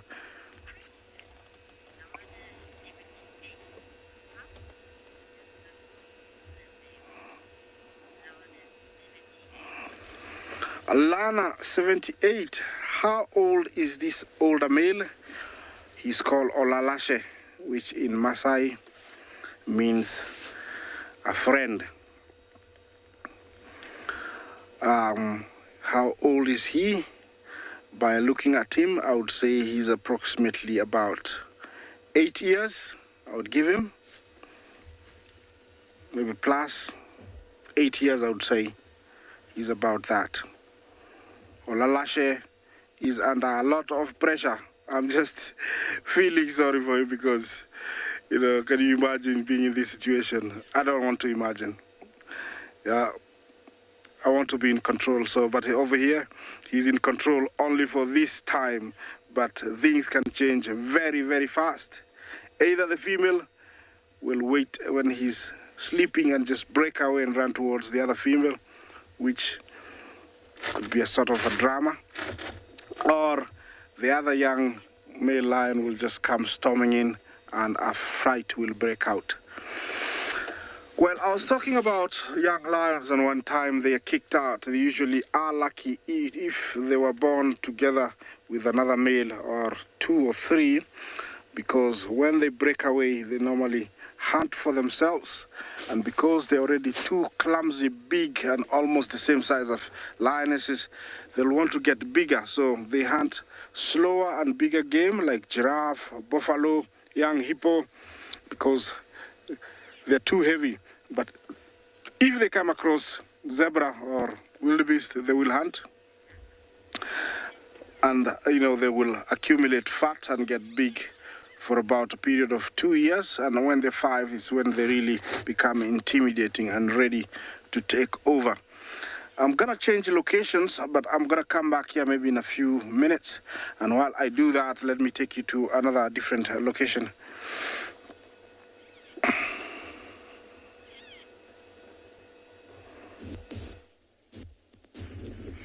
All right, waiting patiently. There's no activity yet, but that beautiful star is really starting to push down some warmth, and this would hopefully be the stimuli to get these little meerkats up. So on left-hand side of frame, you can just see all the activity from the meerkats basking in the late afternoon sun, which would be setting west, so on my left-hand shoulder. And they're just waiting to get a bit warmer, and then they should emerge. And then we can all say good morning, which is fantastic. The disturbance there is evident that they were here yesterday afternoon, and I've walked around here about 3 times now, also to get a bit of exercise in. There's no tracks of these little animals coming out of this burrow system, so they are definitely here, which would be great to see them and say good morning. But a lovely morning it is on Tswalu.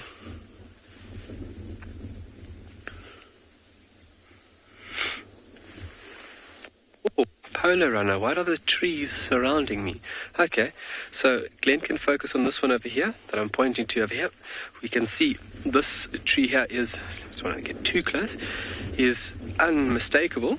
If we take a look at this whitewashed bark, this one over here, this would be a shepherd's tree. A tree in this area known as the tree of life for its life-giving properties from multiple things. And then the spiny one here behind me, this will be a small camel thorn, and that's the tree-like species that you find here. So shepherd's tree over here, and if Glenn, if you can focus on that one over there, that is also a shepherd's tree, but a very old one at that. Dominant tree that we would find in this area is shepherd and then thorn, and they definitely provide a good haven for multiple animals, shade, nourishment, you name it.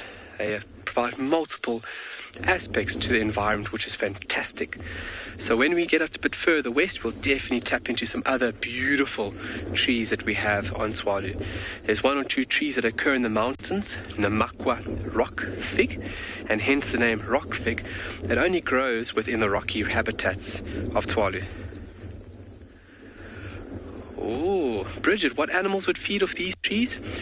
Giraffe, kudu, eland. Those are the browsing species that would be able to utilize those tippy tops. And then when they produce seeds, you would have other animals eating the seeds, especially from the shepherd's tree. A fully developed and grown shepherd's tree can produce 100 kilograms of seed pods in a year. That is tremendous output. So you've got to think about how much that tree is taking up and generating to put all that energy out. It's quite remarkable. So browsing species, giraffe, kudu and eland, and then off the smaller trees you would get other small browsing species on your low-laying saplings, let's say that. But those are the dominant individuals that will be utilizing wonderful trees. This tree over here, the shepherd's tree, has 14% protein within the tree and also is high in vitamin A content, which is great. So even if we were stuck out here, we could have a nice leafy salad and we'd be fine. We could eat the berries or the fruiting bodies when they're in fruit. Totally edible. If we were here enough, we could even make coffee out of the roots. But you would need to know what to do, because the root has to be wheat content to make a suitable coffee. And it is quite a process to go through. You have to basically boil it down. You have to strain it. You have to powder it. You have to boil and drain it.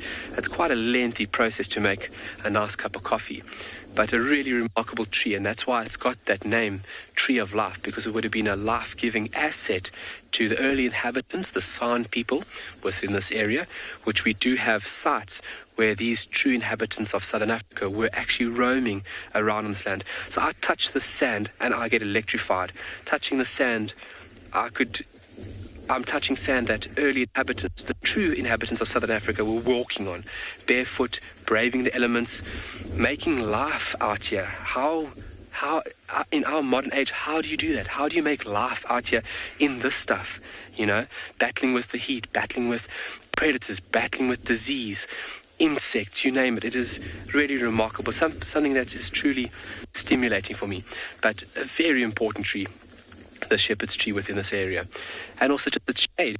Think about the shade that it provides. I mean, 10 degrees cooler in the shade than it would be out here in the exposed sand. So really, really beautiful. We're going to send you off. We'll see you now.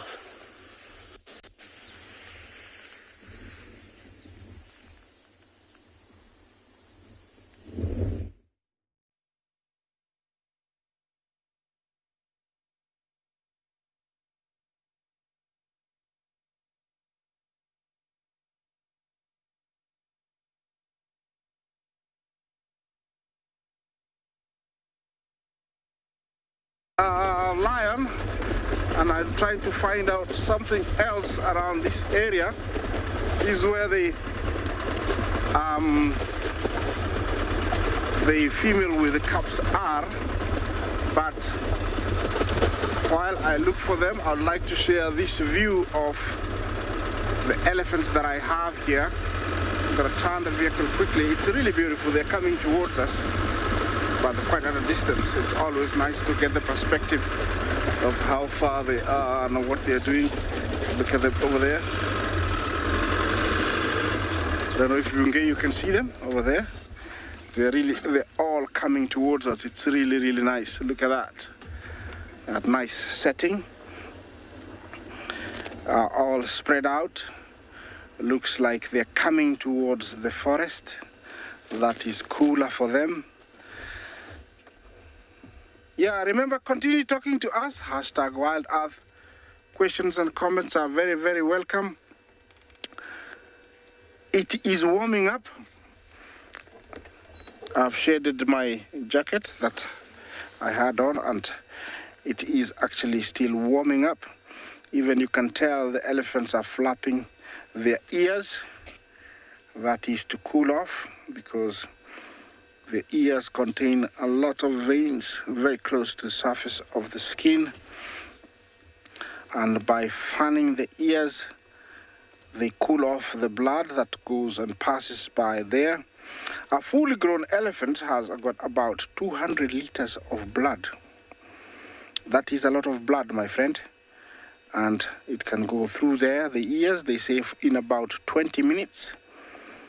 So it's very fast, but it is necessary to cool off. But to help the ears, elephants are very smart. They will go underneath trees and bushes. And sometimes they'll find wet spots where they will wallow, apply extra layer of mud onto their skin so they don't get direct sunlight. It's like, applying a sunblock. Over here, we never get a sunburn because we were born here, and we never get sunburn. Our skins are, adjusted to the temperatures. But other places, like in northern Kenya, it does get very, very hot. And if I go there, I have to apply some sunblock. Oh, look at those cattle egrets. Yeah, they are squaring off about something. Yeah, I got my grasshopper. I'm gonna get rid of you. Maybe that's what happened. So over here, we're quite okay. Me and Bungei, we don't need sunblock. The elephants need the sunblock, so they apply lots of mud onto their skin. It's a beautiful scene. Beautiful setting. That looks like the matriarch in front, and she is leading everybody. Everybody is following suit, and it's all good. Well, I'm gonna stay here for a little bit longer, see if they're gonna get close to me. Maybe come and drink. There's some water close by. Let's find out what's happening in another safari vehicle. When you talk about sunblock, elephants and buffalo use that as a way of protecting their skins from biting bugs, parasites, and even the sun. So back here we have a group of old buffalo bulls. These buffalo bulls hang around together because they're a little bit older, and sometimes when they get old, they get slow. Their pace reduces, so they cannot actually walk around with the big herds. So we have bulls that separate themselves from the big herds, especially during the dry seasons. You find that younger bulls will team up for about 4 to 7 years. They'll separate and hang around one area as bachelor bulls. And then these ones that are about 12 years or older will hang around together. That means they're secure, and then they have a place where there's adequate food supply and water, because buffaloes cannot stay for long without drinking water. So they have to at least make short trips to the water. Their home range covers about 3 to 4 square kilometers, where at least within that radius they are sure of food supply and water Some are resting, some are actually chewing their cards, or some are just joining us soon. They seem like they've come from drinking.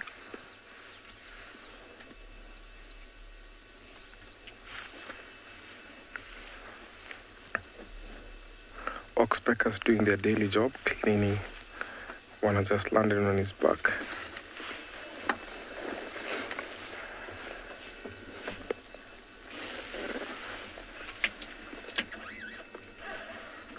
We have a few more that are joining.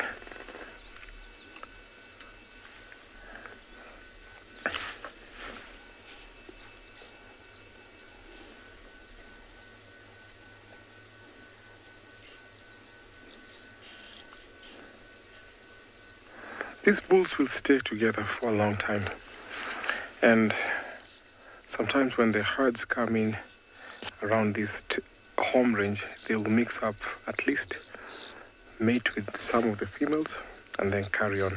But also, because of the old age and forming a big team, most of them end up staying together forever.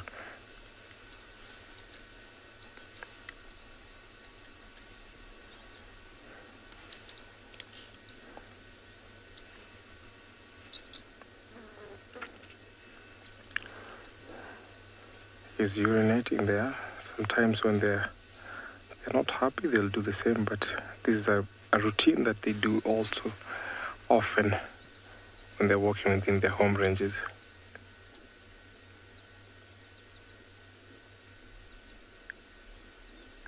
He's trying to sniff and get a scent. He's watching us actually. Look at the oxpecker there, went to his eye. Sometimes they irritate them, but they do a very good cleaning job and also warn them for predators when they're coming around.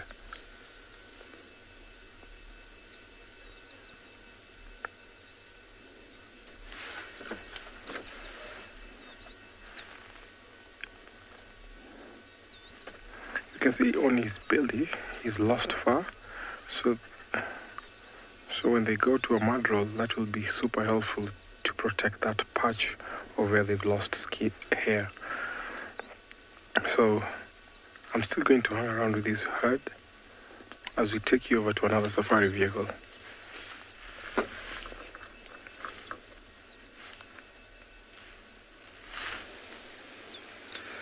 So this female cheetah, we watched her kind of stalk through the thicket, and it was quite a difficult view, and it seemed like the impalas were on like quite an open clearing.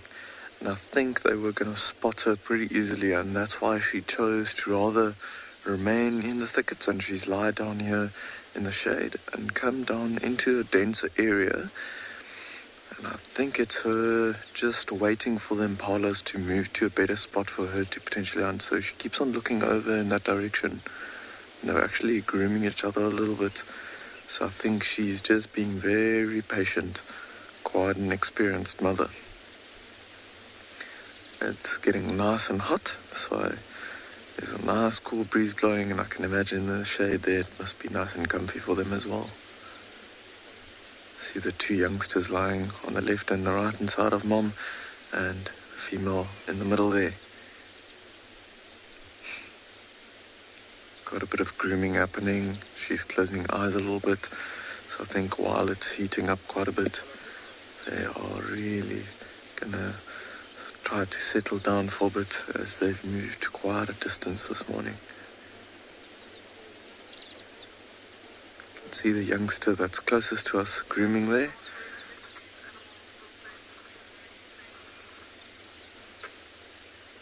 And you can see the youngster's neck is quite fluffy.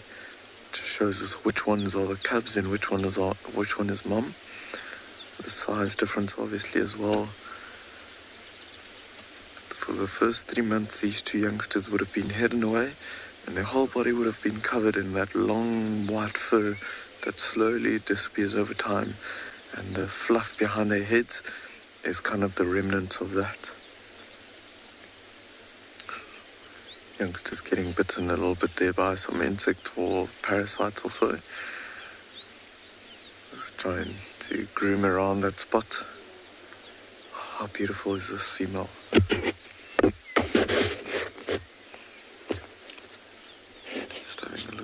my binoculars. She has absolutely no blemishes or scars or anything on her face.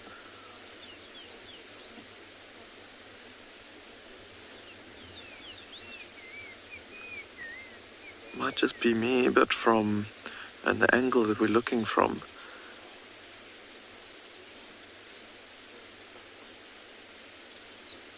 but the one on the front there actually looks like it might be a little bit bigger than the one in the back.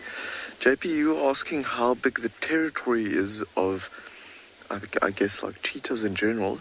So this female cheetah won't really have a territory that she's protecting. She only has, I would say, what we call a home range, which is basically a big, large area that she'll move around in. And this female, she's covered almost the whole of Phinda throughout her cub's lifetime, and that's over 30,000 hectares. So she's got, the home ranges really don't have any limits. The females will move, I guess, where there's food in abundance and where there's no other predators and pressure from predators. Oh, she spotted something behind us. Got a nice vantage point here on the hillside. But JP, just to get back to your question, the males are territorial, highly territorial, and it also depends on different areas also. Here on Phinda, what we've seen, there's 2 males that's close to this area, and their territory stretches almost over 15,000 hectares, which is an incredibly large area with a lot of females kind of moving in and out of it. But it does differ from area to area, and also between different animals, depending on the amount of cheetahs there are in the area also. But a big thing that plays a role with cheetahs is also pressure from other predators. Oh, she's listening around and bobbing her head around. So it is a little bit dense, and there's a bit of a breeze blowing, so she's really relying on her eyesight and trying to look around her to make sure that her and her family are safe, and also to look out for any potential prey. But for now, I think Craig and I are going to leave these cheetahs. I think they might actually take some naps here in the shade while it heats up, and see if we can go look for some other animals.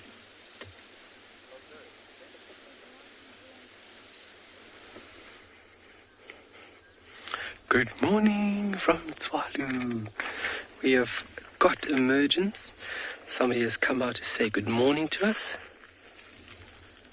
You can see just the head poking up from the hole. So the little depression that the animal is sitting in is an area that's a little more comfy. The wind is slightly still chilly, and it's quite breezy, so the animal sitting in the depression, you're not having the wind steal that body warmth away from you. But fantastic to see them. So my tracking skills are good. Everybody warming up, taking it easy. Obviously, just like we've spoken and seen before, they've got to be very cautious when emerging from this hole, or the burrow system, sorry. So I heard you guys were talking about cheetah territories. Oh, that's amazing. It's amazing how territory size would vary depending on the area in which you're in. Obviously with Phinda, it might be a little bit smaller in comparison to here in the Kalahari. Territories can be much larger because of the vast open space, and also because animal density is less than at somewhere like Phinda. It's pretty incredible to see this same species, but it adjusting depending on its availability. These little guys, I'm talking about territories, on average, it's about 5 kilometers for an animal that's weighing only about 800 odd grams. And that's incredible. So roughly 5 kilometers, but in the Kalahari, in this area, they've documented a group of 12 having a territory of roughly 15 kilometers. And that obviously allows these animals to branch out through the drier and leaner times that we do experience here in the southern part of the Kalahari. So having a larger territory, you can venture out and accumulate the requirements that are needed through drought or lean times. but on average you're looking at about 5 kilometers. But that's still huge for these tiny little animals. Glenn getting very artistic there with all the grass. Does become a challenge sometimes.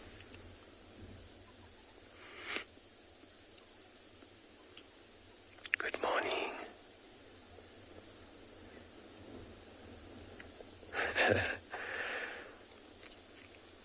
So along with those dark patches around the eyes are also set quite deeply into the skull. And that's also just an aid through their diurnal activities, their daytime activities.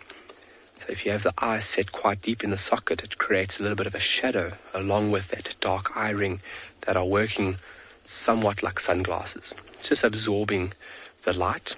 If you look at the absorption rate or ability, dark colors do absorb light a lot better than light colors would do. Always remember seeing, videos or movies about American football players and then putting the black lining under their eye. I was always thought like, oh my word, us in South Africa, rugby, we don't do that. We don't need to make ourselves look fierce. But there's actually scientific backing behind it, which is remarkable. It also just does make you look fierce.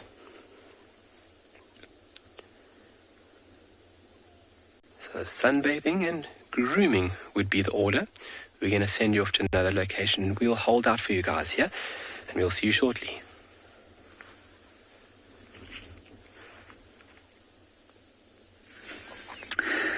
This is just the most lovely colour. The subtle pale yellow with quite strong lemon yellow on the anthers. Now, I've never seen, maybe I have, but I can't remember seeing this before. It's an asparagus plant that is flowering, and if you'd asked me to describe the flowers on an asparagus plant, I wouldn't have been able to even begin. And here they are. It's absolutely magnificent. They seem to be growing out of the same nodes that the spine-like leaves are growing from.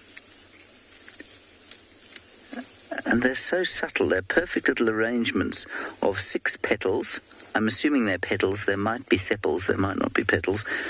And then the anthers coming out. Each petal has an anther that is perfectly positioned in the middle and gloriously sort of complementary bright yellow to the pale yellow of the petal. And then in the middle, what I assume are the beginnings of the female plant parts, there is a little green dot that looks like it's been delicately painted there by a fairy. Absolutely amazing. And then all around them, the spine-like leaves of the asparagus sort of complement and finish off the arrangement. Now, normally, I don't really like the colours green and yellow together. It really does depend on the shade of green. It needs to be quite I'm not sure how to describe it, but I think the complementary colours here are gorgeous.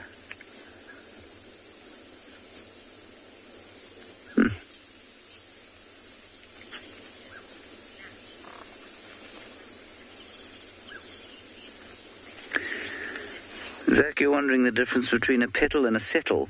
There's no such thing as a settle as far as I'm aware. A sepal is the encasing part of a flower, unless I've forgotten my basic botany. And sometimes they open out and look like petals. You can also get bracts that look like petals but aren't actually petals, and they're more sort of supportive structures.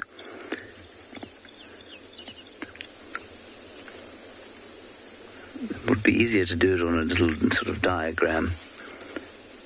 I think these are petals, though. They look like they've got a little base of sepals below them, but I could be wrong. Yes, and Altec, of course, you're looking at it with the sky in the background, which makes it even more beautiful. Little addition of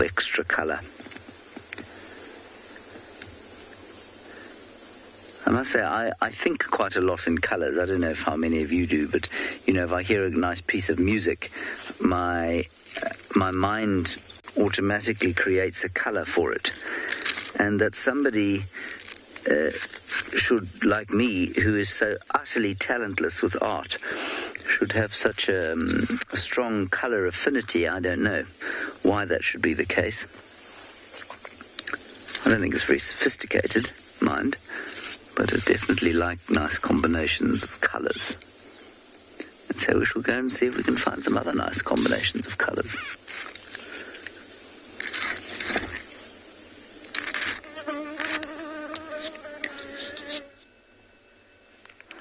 From the bushwalk to our herds who have decided to come for a drink. So these small tributaries that flow all the way to the Mara help or provide water for most of the plains game. So that means they don't actually have to walk long distance to the Mara River, but sometimes when these small tributaries are dry, they have to walk a long distance. And also it's safe because there are no crocodiles over here, but sometimes when the bank of the Mara River floods, then the crocodiles will actually swim, use up these tributaries, and they remain there. Sometimes when these herds come, they have to be super vigilant. Look at the wildebeest there, they're actually resting. Some of them have already drunk water. We have a topi with a teeny tiny calf here, actually about 2 days old. You can see how his legs are actually fiddly. So cute. You can see one of the zebra or two zebras in the water. And more wildebeest coming to drink. So when they're approaching the Mara River, this is actually what happens. There's some drink water, and when the big herds come and push them from the back, that is what sometimes make them cross over to the other side. The reason why we've not been seeing lots of crossing is because we received a few showers, so been a good water supply over in the plains, so they don't need to go all the way down to the river. So at least they have to drink here and graze, which is actually interesting and also fine for them.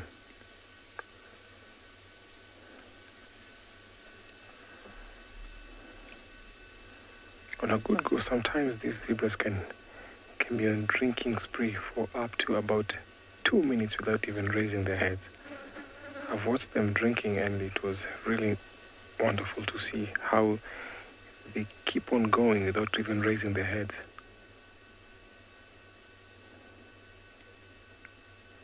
They're quite brave. They all go into the water to drink, while when you watch the wildebeest come to the water, they actually don't get in. They just drink from the bank. But the zebras are not even worried of if there might be a predator there, because they've already looked and seen that there are no crocs. But you hardly see wildebeest going into that deep. Cattle egrets waiting because there's lots of flies along the riverbank, so they're also getting advantage of the vertebrates and small insects that get disturbed by these herds that they're coming to drink.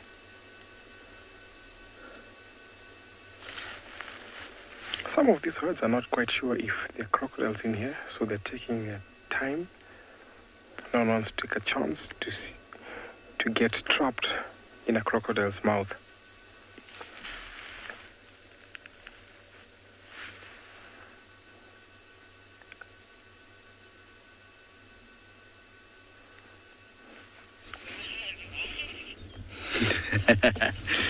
Good luck to the wildebeest. So we've come across these two, young giraffe, not quite babies anymore. I think they're probably about 6 months or older. But it's amazing to see they look to be exactly the same height. So I'm not saying they're twins. Often what you find is young giraffe all hang out together, and there'll be one female watching over them, or maybe two females, and it forms a bit of a creche.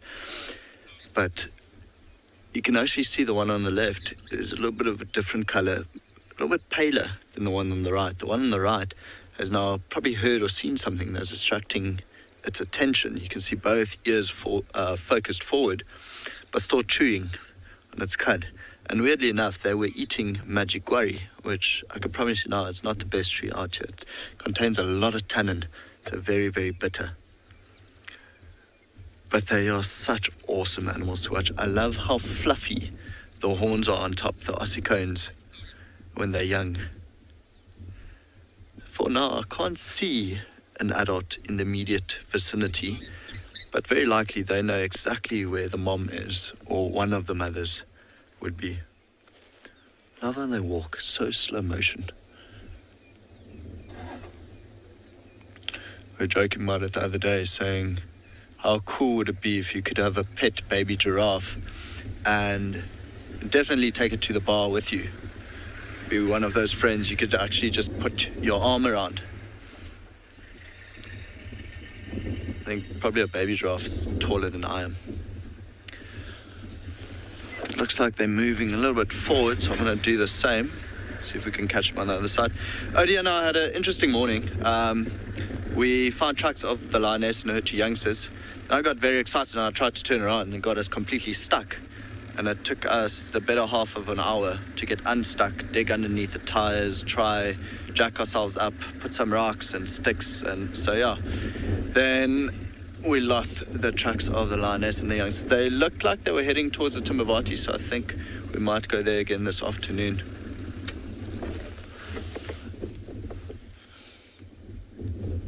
A very cute animal. Both of these are females, both young females, just hanging out together. Every time we stop for a nice view, they go behind a bush. It's incredible how even such a large animal can hide, can just disappear.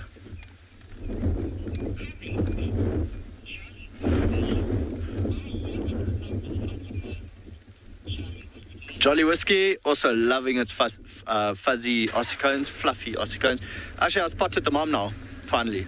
So the mother is about 200 meters north of them.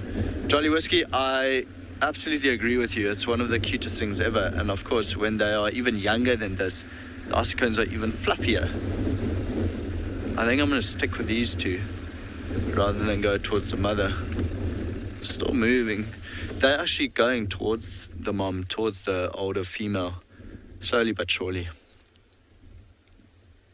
One of my favorite things about giraffe is they would chew their cud, swallow it. You can actually follow it back up the neck and they'll start chewing again.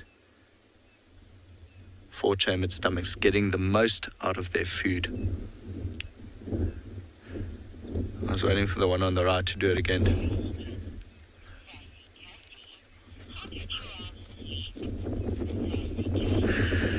Sassy Cassie. I've not heard that name in a long time. I think Sean's probably missing you as well. Sassy Cassie, giraffes sleep by lying down. They'll actually lie down, sometimes curl their necks back onto their rump.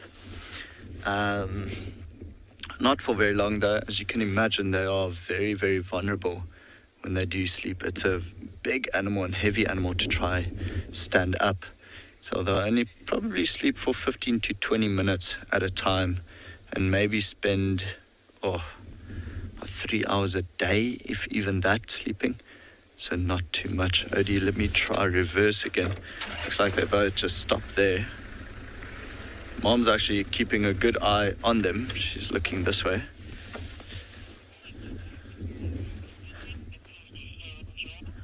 Okay, so... No, I think they'll just continue eating and walking slowly towards the mother. So let's see. I'm going to stay here for a while and we'll see what happens.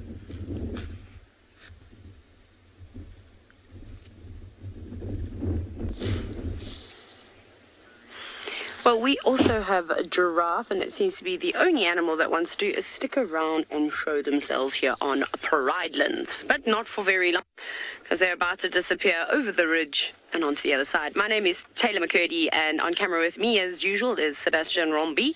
And like I said, we are here on Pridelands in the part of the Baluli Game Reserve. But it's been an incredibly quiet morning.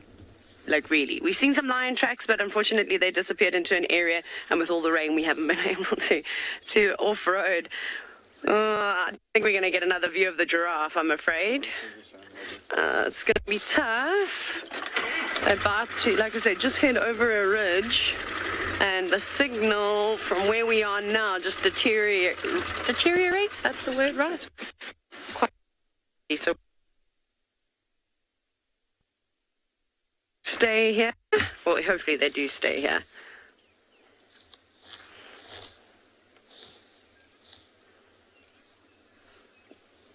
You can see that's a big male there, and there's seems to be two females, or no, maybe one female and another young bull. Now, Ron, this is a question that we get quite often about what sounds do giraffe make. They make very, very few.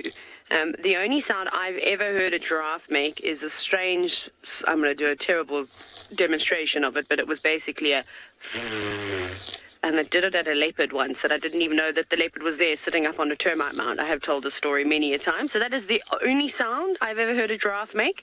There are no... Well, they've got very poorly developed vocal cords in their voice boxes, so they aren't able to make very many sounds. But it was recently discovered in a zoo, I think it was the San Diego Zoo, that giraffe, in fact, hum, which is quite fascinating. I don't know if we can hear the hum. I've never heard it before. I think, again, it might be very, very low frequency. So they do communicate in other ways, though. Body language will be a big one.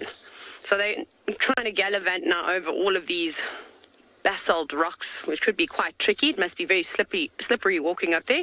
But a lot of these trees are all sprouting brand new leaves.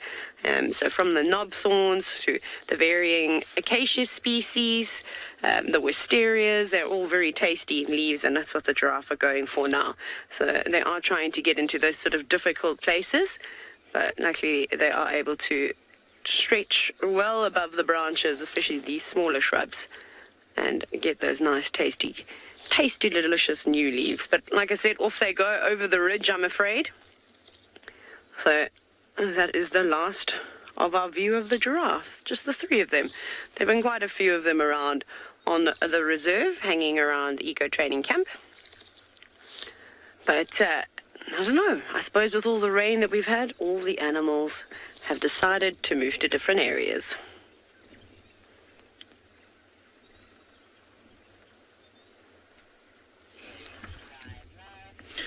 So they've now, well, they've nearly joined up with Mom. Actually, there's another baby. So the one in the middle is walking. So this would be the babysitter then. This female here. But the one in the middle is, and this one, that baby actually looks smaller, the one they're heading towards. But it was funny, I was sitting with the one giraffe, and she just broke off into a sprint. And then I think something might have touched her leg, because when she got here, she tried to like kick it off. I can see the one in the back is definitely smaller. Like it's being bullied by the one closer to us. It doesn't want to be smelt. See how fluffy those horns still are, those ossicones. This is a very funny looking animal. That's so cute. Oh, that's tiny, tiny, tiny. Trying to see if it's probably, Mom's coming in to protect it. There we go. Be nice. Don't bully my baby. Odie, I'm going to go a little bit forward. See if we can get a better gap there of the new youngster that arrived. This seems to be quite a good gap through there. Is that okay? Lovely of the mom to come running in and chase off the older youngsters. I'd say that's maybe a month or younger. So I'm trying to see if it's still got a bit of the umbilical cord. No. So no umbilical cord attached there anymore. That's very cute. A gentle touch between the two.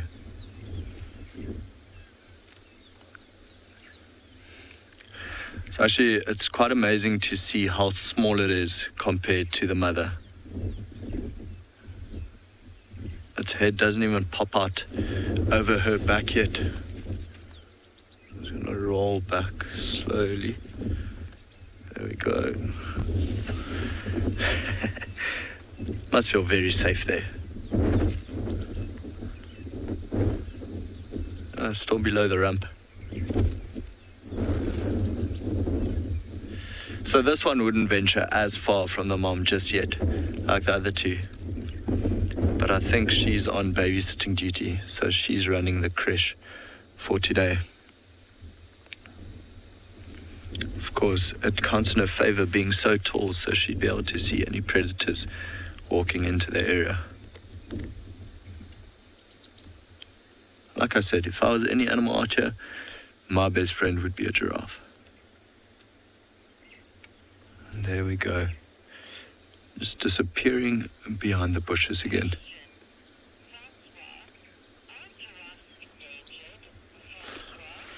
Francia asking, are giraffe endangered? Francia, I don't think so.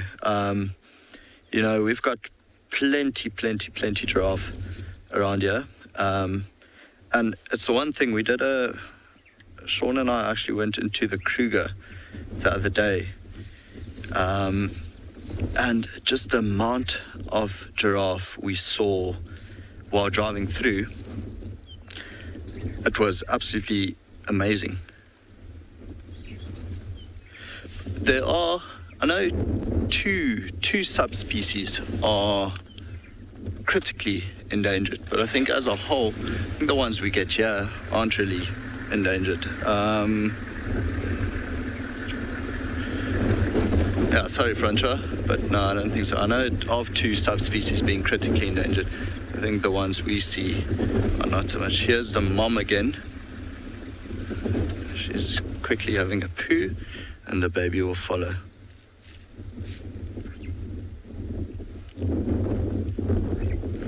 I read an article the other day. There's a baby coming out, also running. I think I read an article the other day saying they're not endangered, but they face a risk of becoming endangered.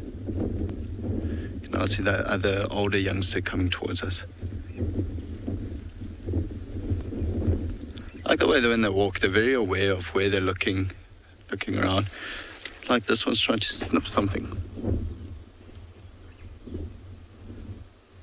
Very surprised by what they're eating. I think they go for more nutritious plants at this stage.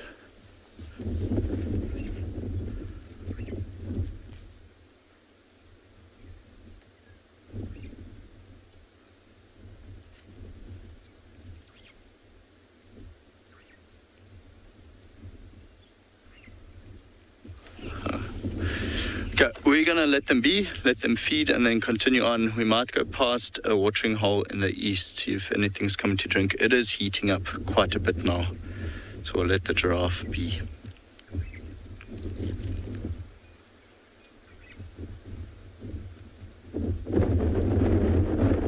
Tiny giraffe. That's where you want to do the thing that you shouldn't do. Aww. Beautiful sight that we're having here. Everybody becoming very active. I think this one's flossing. I don't know what he's doing. Got to keep the pearly whites white. What is he doing? Maybe he's going vegetarian. So everybody's decided to shift onto the eastern side of this burrow system, where there's a lot more direct sunlight.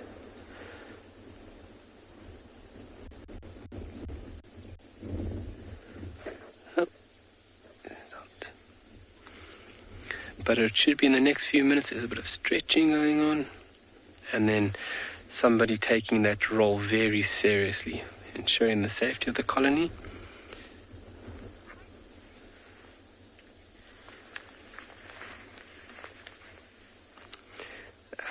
Camilla, could the meerkat be teething?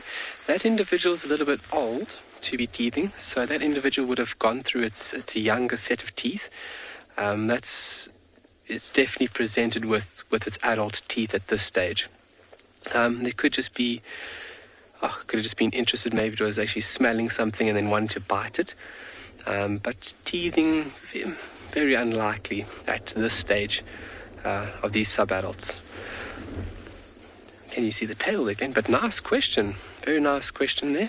Nice observation and nice thought process. So the tail doing quite a remarkable job now.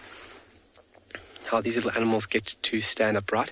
A great question was asked a couple of days ago. Can they walk upright? And you can see the position of their hips, unlike ours, how ours are positioned, that gives us the bipedal movement. Those hips aren't designed to move in that format. They're designed to be rotated and then be obviously the animal's body in a horizontal position for it to move. But the tail enabling it to lean back and rotate in its hips to give it this upright position where they can get a little bit of height to search for predators. Very nice. The soles also being a lot thicker. They've got rubbery thick soles that enable them to walk over hot sand as well, which is very amazing. Jeremiah, great, well done. Yes, they are in the mongoose family. Your observation is spot on there. So they are found within the group Herpestidae.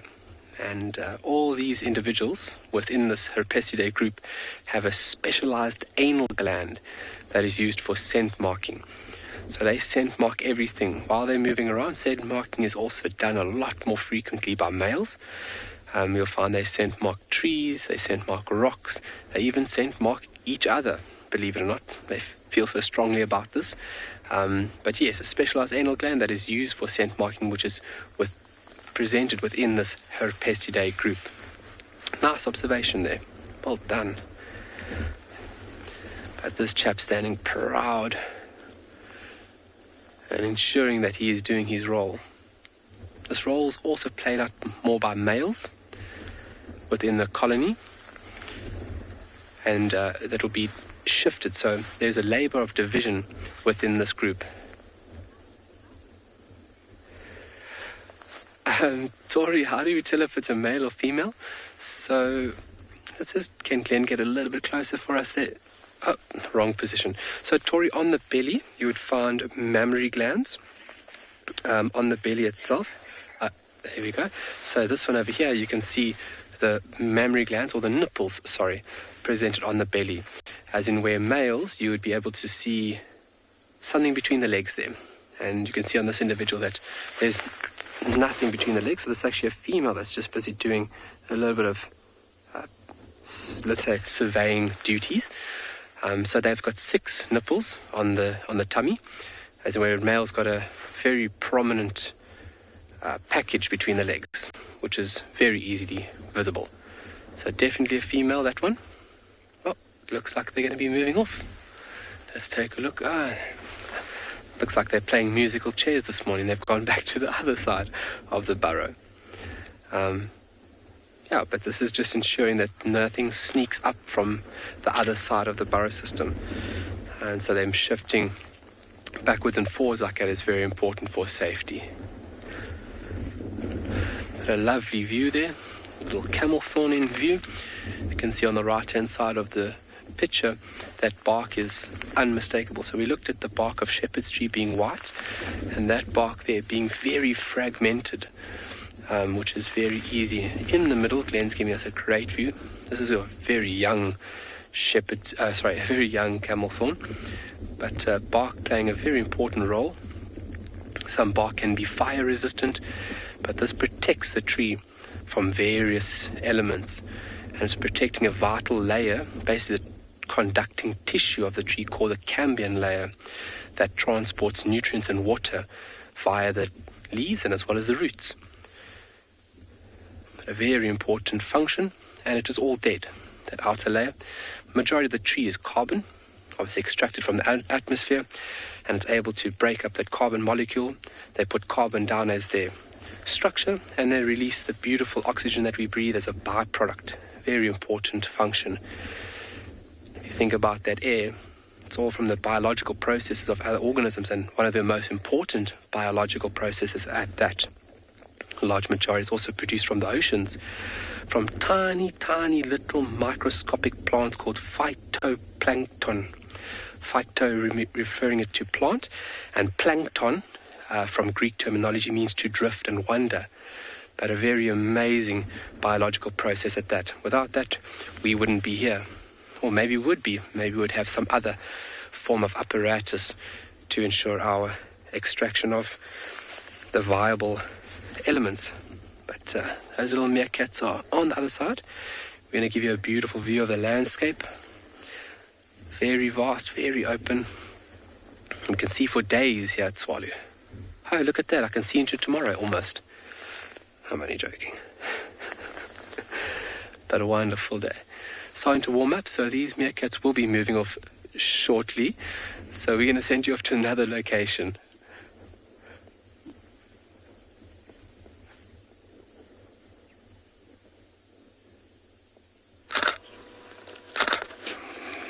Well, I wish I could see tomorrow. But here I have a beautiful herd of elephants that have decided to come my way. And there's nothing I can do apart from wait for them to pass.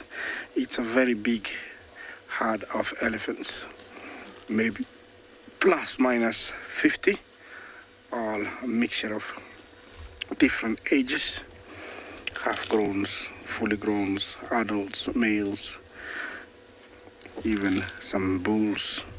Everybody is here. It looks like they are on a mission. Mission is get away from the sun. They're heading towards the trees. Remember, this is a live safari, and we're coming live from the Masai Mara, the Mara Triangle. The weather is warming up. Yeah, the weatherman said that, it's going to warm up quite today. And looks like, he was very right. He said that it was going to warm up to around, maybe around 28 to 30 degrees Celsius. And I think it's going to be that. It's very clear. There's a few clouds, but it's getting very, very hot. Those two are across the river. It looks like two young males just having fun in the middle of the road. There is more coming. There's some to my right that I've passed. That guy has decided to go down there and maybe have a drink. There is some nice water there. It's a small flowing spring, so it's quite cool.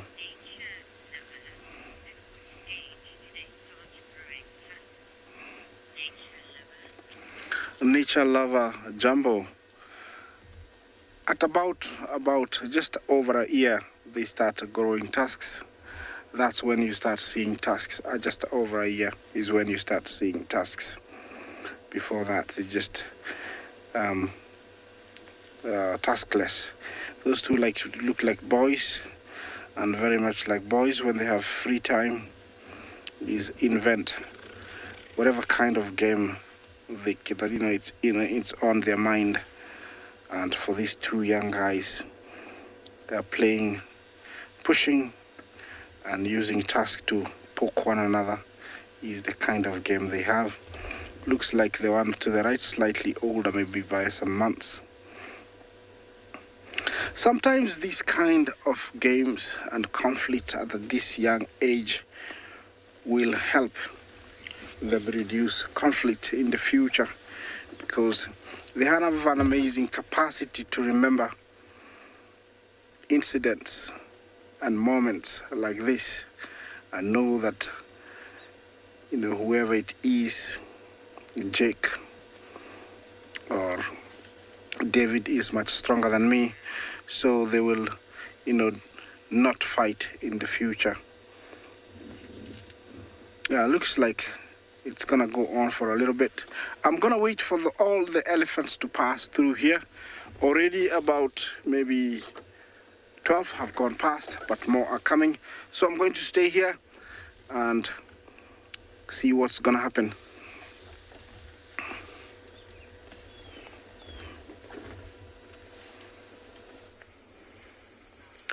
Well, Isaac, send all my love and respect to those beautiful and magnificent creatures. Glenn is going to give you a little view, folks, on how small these animals really are in this vast environment. They have decided to move off. It's time to start the day's foraging.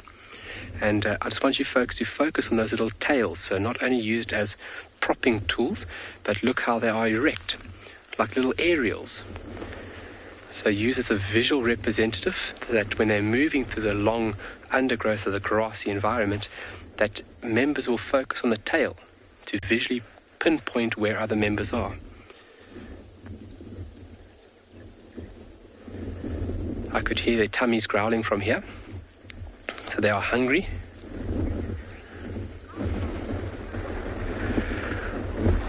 Oh, Anna Marie, how far would they go foraging? Oh, that would vary depending on prey availability within this given period. We are coming to the end of the leaner times. Obviously, when rain approaches, there's an eruption of insects. But on average, they can move a kilometer, between 1 and 3 kilometers a day. I mean, that is tremendous movements for such a tiny little animal. I mean, I get tired walking 100 meters. No, I'm just joking. But yeah, between 1 and 3 kilometers easily. But just think about being between 5 and 800 grams and you moving this distance. I mean, look at the vastness of this area. It's tremendous. And then you've still got to worry about predators. You still need to worry about other animals. It's incredible. We're going to send you off. We'll see you shortly.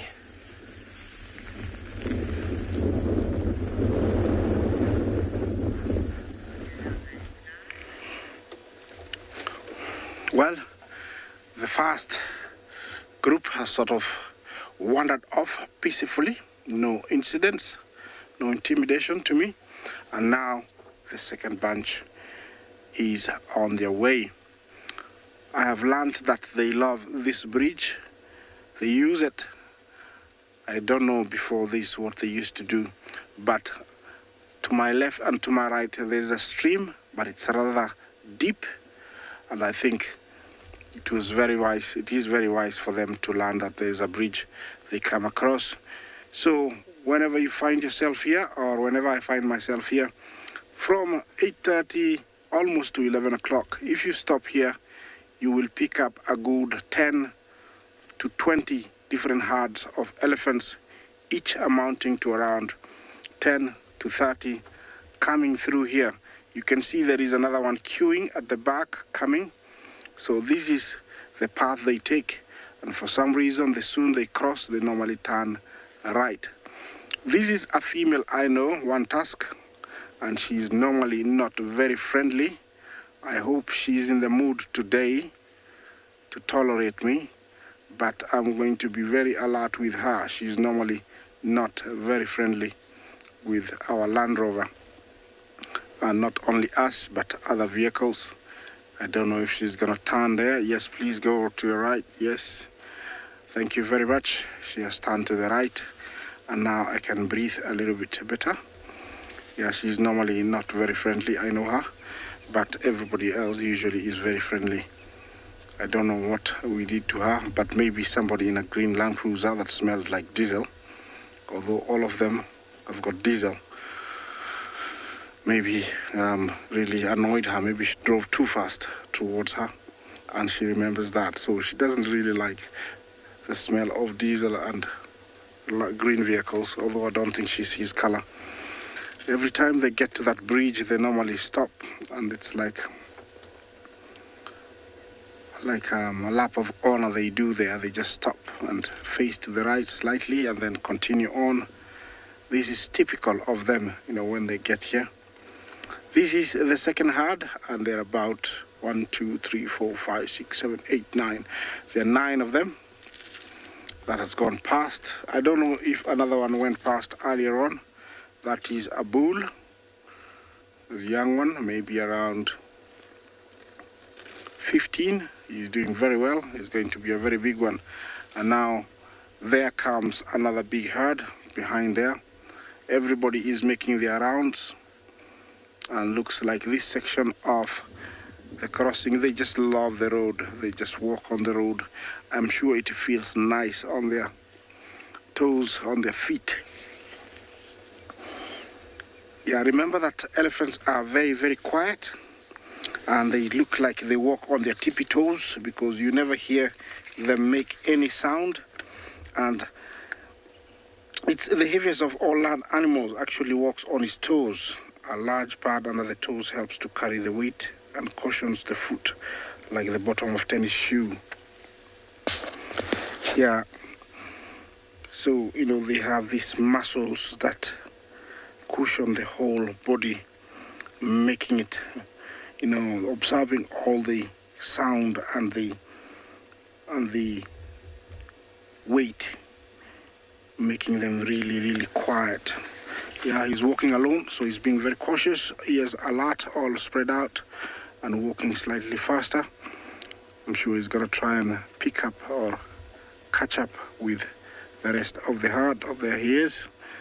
Yeah, they've got very good sense of smell, so they can actually say Auntie Jane, walked past here, and he's headed that way, so they can follow, and nothing to worry about. And even sometimes I think the smell can tell them how long ago they passed.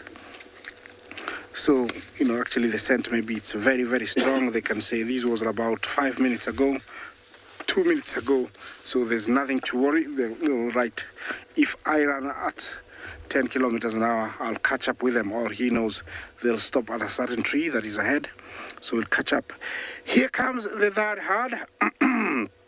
And casually, as they do, and comfortably relaxed, they are walking towards me, and it looks like the matriarch is in front.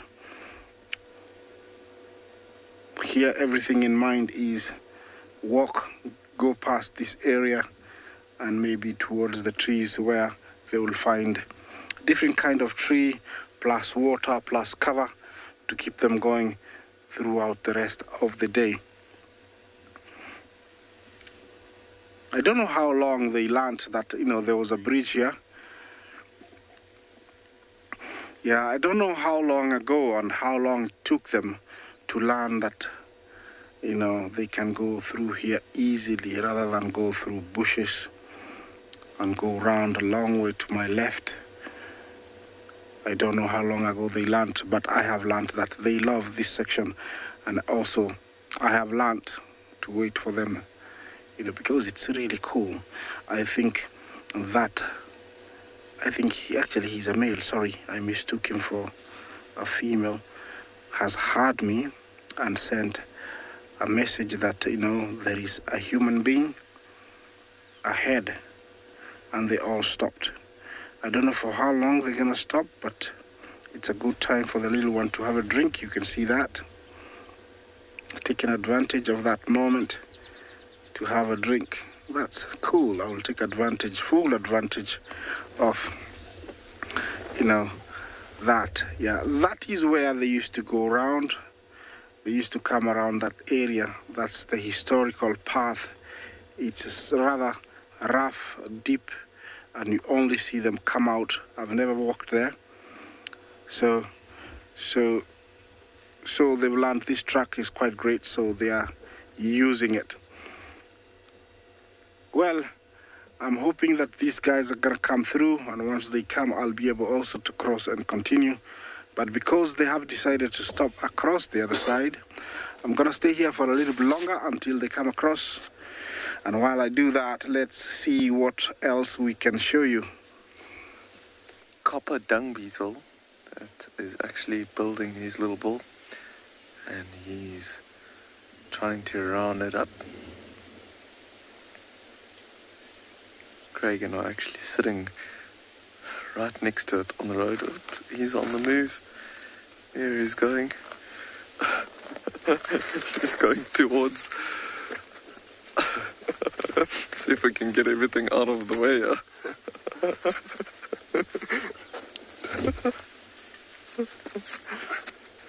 Heading towards our vehicle there as well. Just as he came to us, he started moving. Oh, watch out, there's a big wheel in front of you. And there he goes around. Oh my goodness. Well, at least we got a view of him. We're gonna see if we can keep on going and just follow the road for a little bit. Might see if we can get some more dung beetles. I can hear a few actually flying around here. But we're going to keep on going. There's some rhinos that's in the area and see if we can maybe find some rhino dung and see if we can find some more dung beetles for you.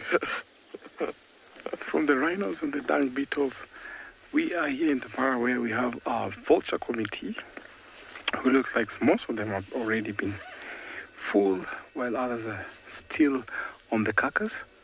You can see the lappet-faced vulture, the African white-back vulture, and the Ruppel's griffon vulture. I haven't seen any hyenas or jackal actually at this area, but these vultures are doing a very good job. We call them our cleanup committee. Oh, look at the big vulture appearing there. I like his Dracula walking style. He's one vulture that excites me every time I come across a sighting like this. The lappet-faced vulture dominate whenever they find a carcass, and you can see them bullying the rest of the vultures. Look at how he's walking, spreading his wings, fighting off the other ones. Yeah, that is what I was talking about. Look at the walking style. How cool is that? Of course, they demand respect, being the apex or the big vultures that we have around here. We have the lappet-faced vulture or the Nubian vulture. The rest have to wait. Look at how he's walking. So until these vultures get full, that is when the others will come in. Sometimes they have to share, or sometimes when they're as many, the lappet-faced has to keep off a little bit. But seems like there's about 4 of the lappet-faced, or 5. So everyone has to watch them as they eat. And because these vultures have to eat at a very fast rate, so some of them are already full. So despite that lappet-faced chasing them off, they already have their shares. You can see zebras walking to the waterhole. You can see wildebeest resting over in the distance. So it seemed like a very quiet, peaceful morning. There's cloud cover, so not as hot compared to a few minutes before. So everyone is happy here in the savannah. So after this has already been cleaned,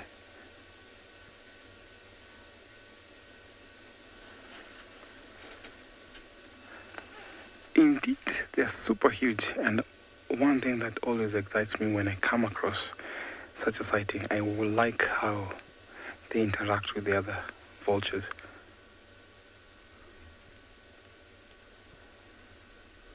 Wow, look at how he turned that carcass. They're also, despite them being huge, they're super strong. Wow, look at that.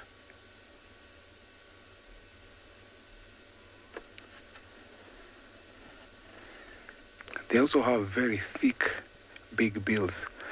So when it comes to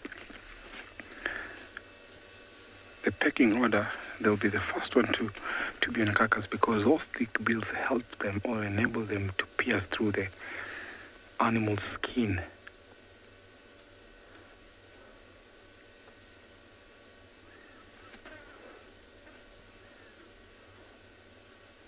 So find that most of the vultures have bare necks or don't have feathers on their necks.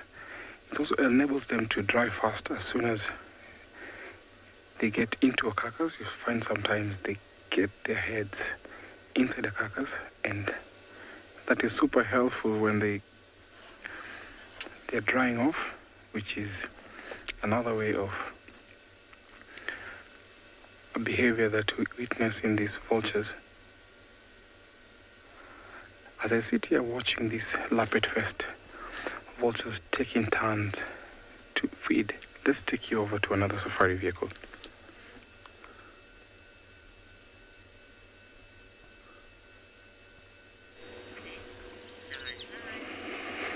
Well, all the elephants you left on the track there received a message from one of theirs, and they turned to the right and disappeared on me. And then this big, beautiful bull appeared, and you can tell the ears spread out from one side of the road to the other. Can you see that? And the shaking of the head like that means that he can hear me, but he cannot tell where I am. And if you look at the trunk, he might move it in different direction, try to pick me. Definitely, that is a sign. You see, he's trying to pick me, trying to smell me where I am. At the same time, everybody that came through there left a scent, a smell, and he's using the trunk to smell, the ground. You can see that. Definitely trying to locate either a cousin, a brother, or a female in season. Yeah, the trunk there is doing something. He's no longer worried about me. He's picking up a scent from somebody else, and by the looks like he's in must. And when they're in must, they can be very unpredictable and aggressive. That is a heightened time where their testosterons are really high, and they can be very, very dangerous.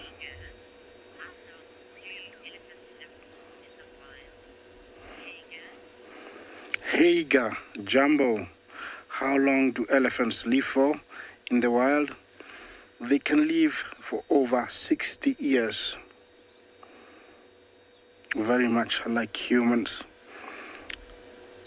And the main reason is they wear out their last set of teeth, where they have almost about 26 teeth in sets of 4.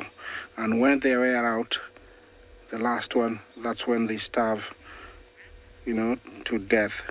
Here they come. They had gone behind the bush, but looks like they have decided to come. I'm going to stay here for a little bit longer, see the big boy come. And while I do that, let's take you somewhere else.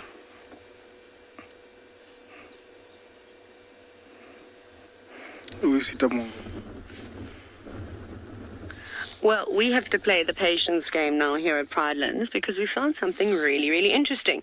Obviously, we've all been talking about spring and how the rains have arrived and all those wonderful things. Now, we are staring at a sort of bend in a marula tree, but there's a tiny little cavity there in the knot of the tree. Now, we're going to, I don't know if what we should do, Seb, if we should stay on that little hole, because there is a southern black tit, which is a very small little bird that is building a nest in there. So she's just gone in now with some more elephant dung.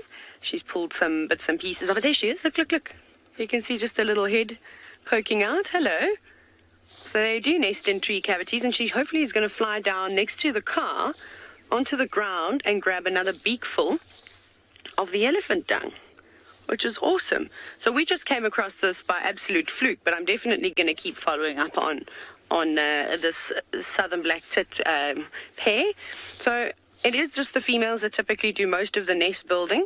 The male, he's been around, he's just fluttering about, maybe he's looking for things to eat, but he's not really contributing, although there's not much that needs to be done when it comes to building this nest, because they do use the little cavities. There she goes, down onto the ground, very quickly grabs a beakful of whatever nesting material she can find. So there's no sticks that need to be taken in there or anything like that. All she's doing is creating a soft little, I suppose, a pad, a little patch in that cavity. so that she can lay the eggs. She's flown up a little bit higher, but I'm sure she's going to come back down now.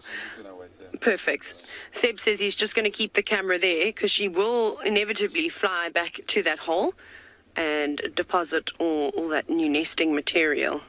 Maybe she's just a bit wary because there is a Cape Glossy starling that has joined the scene, and they too like to nest in cavities of trees, although that little hole's way too small for a starling to fit inside there. Maybe she doesn't want to make herself too obvious.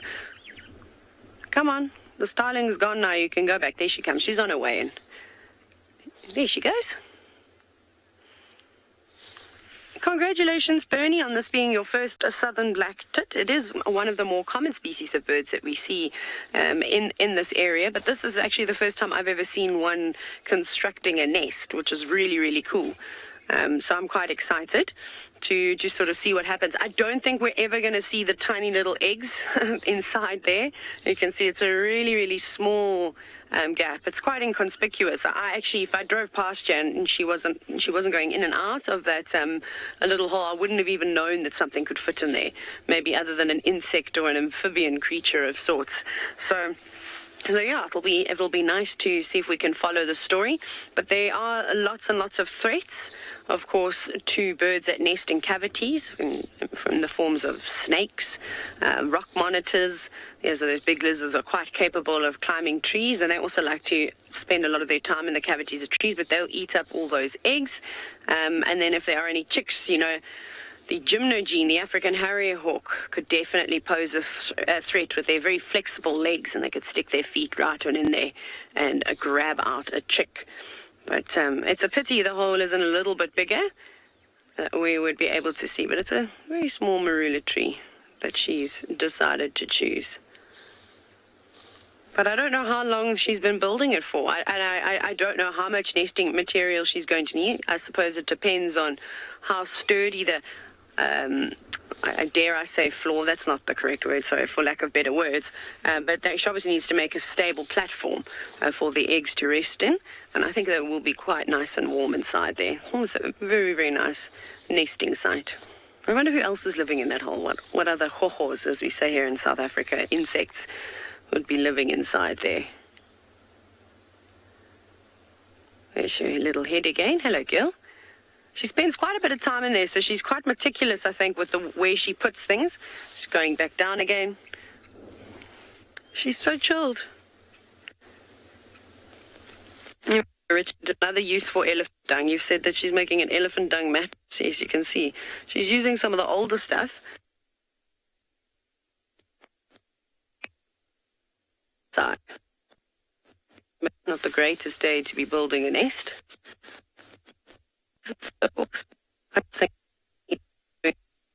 He's fluttering apart every night.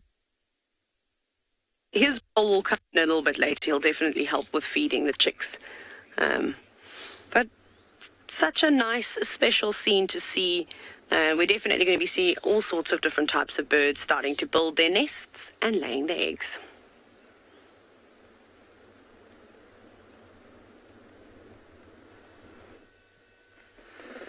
From the nesting birds to our grazing toppies.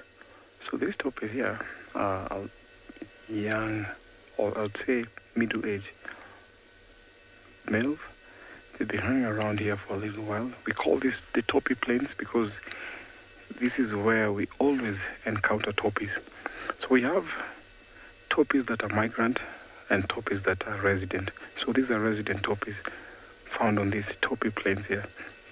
There are not many. Sometimes they'll mix with the migrants as they carry on to graze, but then they come back and reside here on the toppy plains. You can see the backdrop there, the Lolo escarpment. There's so many herds just below the escarpment, the wildebeest there. Because of the distribution of grass and rain, these toppies are also selective feeders. They also prefer a certain level, certain height of grass as they graze around this savanna. They're very good when it comes to crossing the river. Yesterday we saw lots of them trying to get across, but since they have small calves, they normally give birth to around September, that is when they calf. So because of them having lots of calves, they did not cross the river. You can see in the background we have a few wildebeest. They're slowly getting towards some waterholes that are here, and some might be even walking towards the river. So because it's overcast, it's a little bit cooler for this plains game as they enjoy grazing. Some of the smaller antelopes like Thompson gazelles, Grant's gazelle, and even impala love associating themselves with the topi because of their good sight or ability to see a long distance. We see some of the males actually climbing up on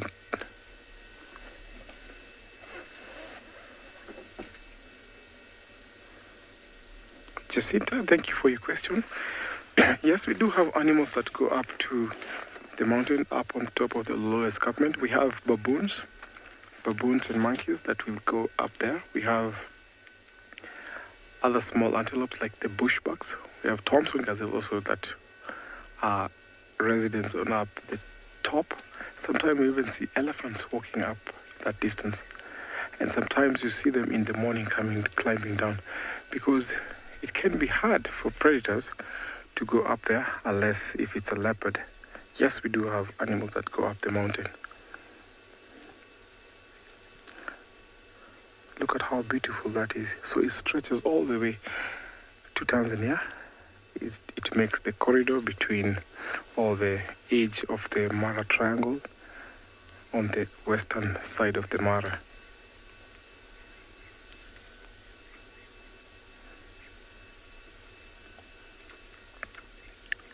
I'm hoping to find more game because it's a little bit cool, and at the cooler time of the day, that's when you see lots of activity. So as I carry on, let's take you over to another safari vehicle.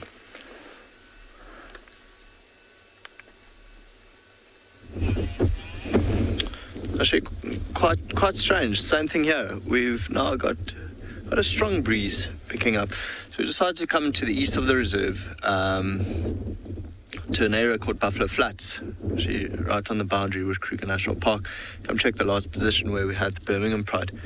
But instead we found one stallion, one zebra. The rest of his herd has moved off a little bit west now. It's actually in the direction that he's facing. I think he's also just enjoying the breeze. I must say, all of them looked quite dirty, and I think they've been rolling around in the sand this morning. Oh, that's interesting. It's the first European bee-eater we've seen just flown past.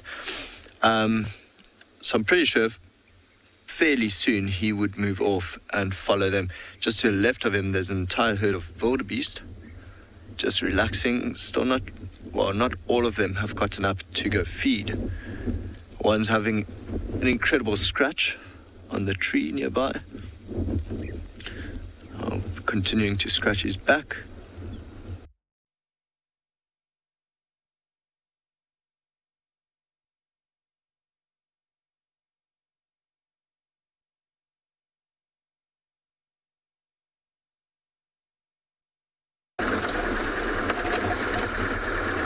We are still on the move, trying to find some good game, because at this time we have overcast, where it's cold and nice activity for game. We can see some elephants. My mind is full of lions because I'm actually searching for lions.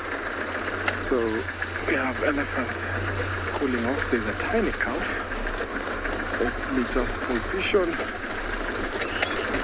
Seems like a small calf, just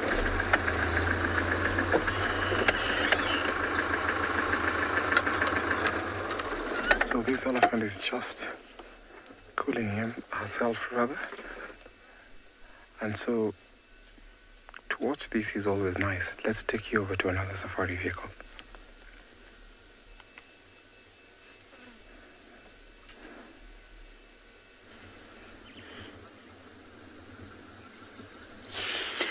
We have arrived at a lake in Ndlovu, as it has now been named. We've had to change the name from Ndlovu Dam because there's no elephants here anymore, but it's turned into a lake with cattle egrets. So we've got a new species that likes to live here now, but look how enormous this place is. It's crazy. We haven't shown everyone yet, eh? No, not since the rain. We've been trying to, but we haven't had anything here. But essentially, Ndlovu Dam, aka Lake Ndlovu, has now quadrupled in size. I haven't seen it this full since about February, so, quite a few months ago, right in the back of the year. And see how lush everything is now becoming. And of course, because there is so much water around, we can sit and wait here for the next 10 years, and I don't think the elephants are going to come down to drink. There are so many places. We did witness an unbelievable Egyptian goose fight yesterday morning, so it's apparently prime property, which is, I think, why the cattle egrets have moved on in. Or did the buffalo come down here to have a drink and they left you behind? Because these birds, of course, love to follow the buffalo herds around. But all just doing a bit of feather maintenance this morning in the wind and warming up in the sun after a cold few days. This is the first time we've actually seen the sun and witnessed a sunrise.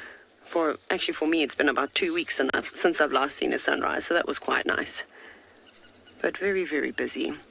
But I'm surprised that we have them here, I don't know if it's because maybe we are so close to human habitation. I don't know, is that the right? Well, civilization. Hoedspruit, of course, is just a stone throw away. And there are quite a few farms. And I don't know, with all the cattle and things around, and that's why there's so many cattle egrets. But you go into the Sabi Sand and you don't really see them. But then, of course, with Tim and Isaac, you would have seen this same species of birds moving around all the buffalo in East Africa. Sonia, as far as I'm aware, cattle egrets are residents. We typically do see them. I'm going to just quadruple check because, now I'm not sure. Now I'm thinking, are they intra-African migrants? Do they move around? Are they? No, they are residents. So they're very common throughout the whole of southern Africa, and then, of course, up in East Africa too. You'll see them around. But you might find that, they move around depending on food availability. So they'll do like sort of mini local migrations, if you will, but nothing exceptional. And perhaps this is just a resident colony that live in this particular area. It would be interesting to find out if the other reserves in Baluli Game Reserve see many cattle egrets at all, because they just kind of lie. Well, most of Baluli relies just to the north of us. But it's nice to see them nonetheless. They are amazing birds, especially when you do get to watch them interacting with the larger mammal species.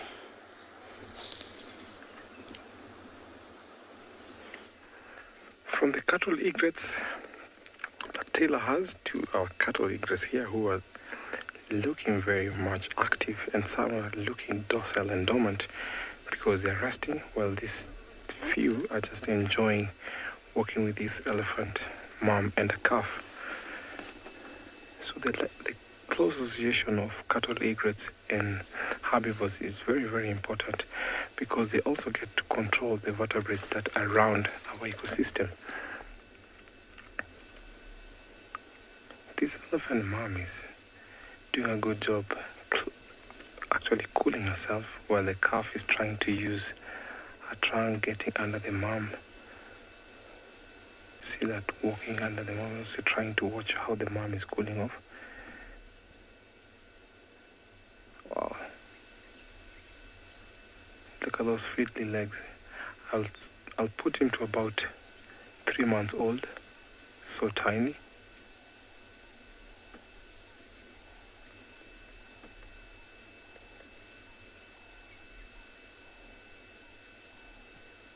You can see over in the distance buffaloes relaxing and resting.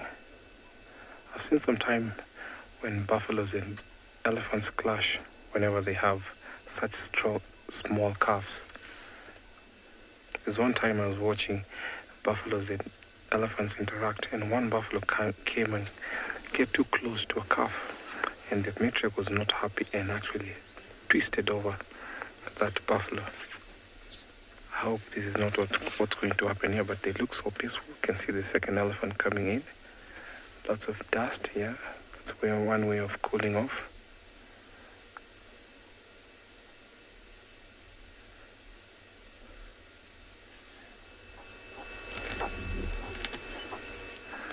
This is so much interesting and enjoyable. Let's just have a moment of silence as we watch these interaction.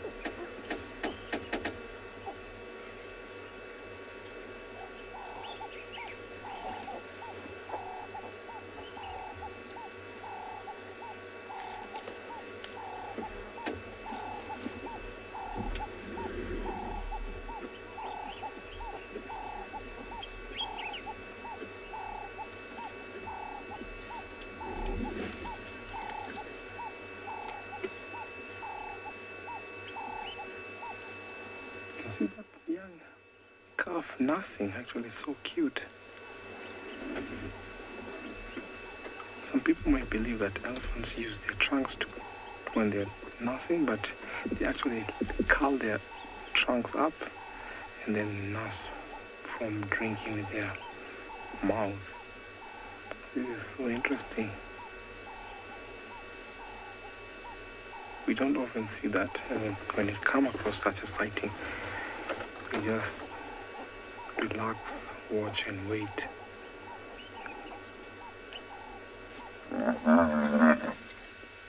Some buffaloes going bizarre.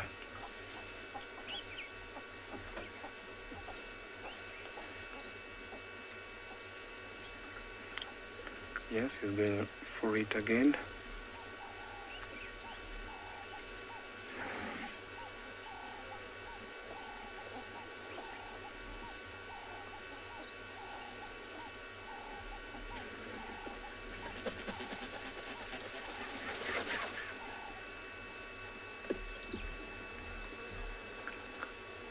So from the elephant nursing to this elephant dusting off and the buffaloes resting and the cattle egrets following the elephant's load, let's take you over to another safari vehicle.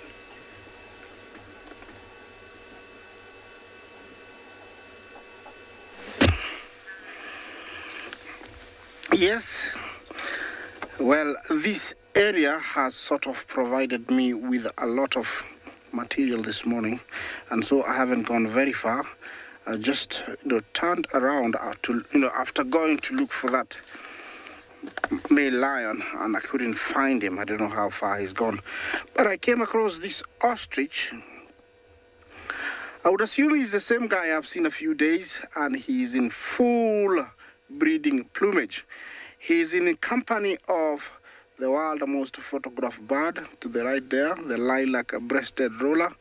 Such an amazing bird with an array of colors. I would say there are more than 6 or 7. The ostrich is very busy grazing or feeding on grass. With its height, it's got a full advantage to detect any danger. So it's a really hunted. But cheetahs that number more than 3 have been known to bring down ostrich. Leopard is the main culprit because they are able to stalk them and sometimes ambush them really well.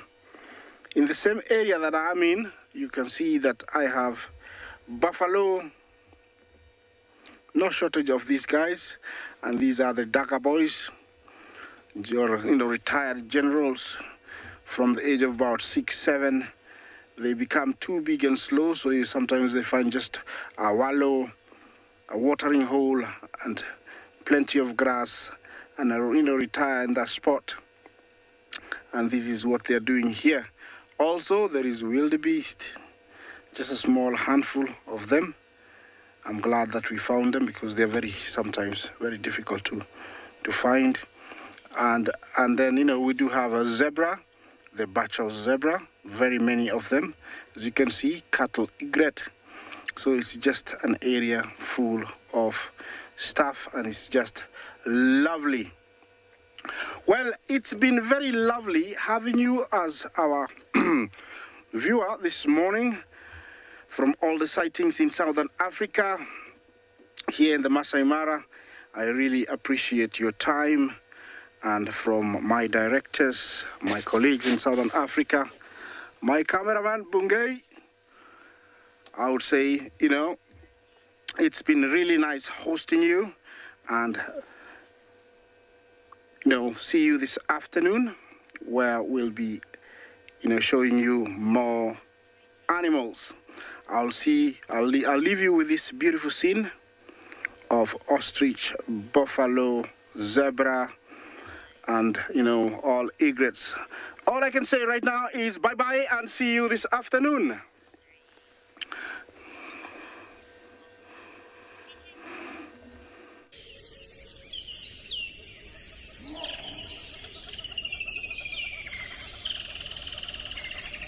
Can you believe it? This is just absolutely insane. Head into the mystery of the African wilderness live right here on Wild Earth. There she goes. She's coming right towards us. From the wilds of the Greater Kruger to the majestic dunes of the Kalahari. Live, this is happening right now. This is one of the big safari specials on any reserve. Tune in to meet our captivating animal characters and talk to the experts in real time, only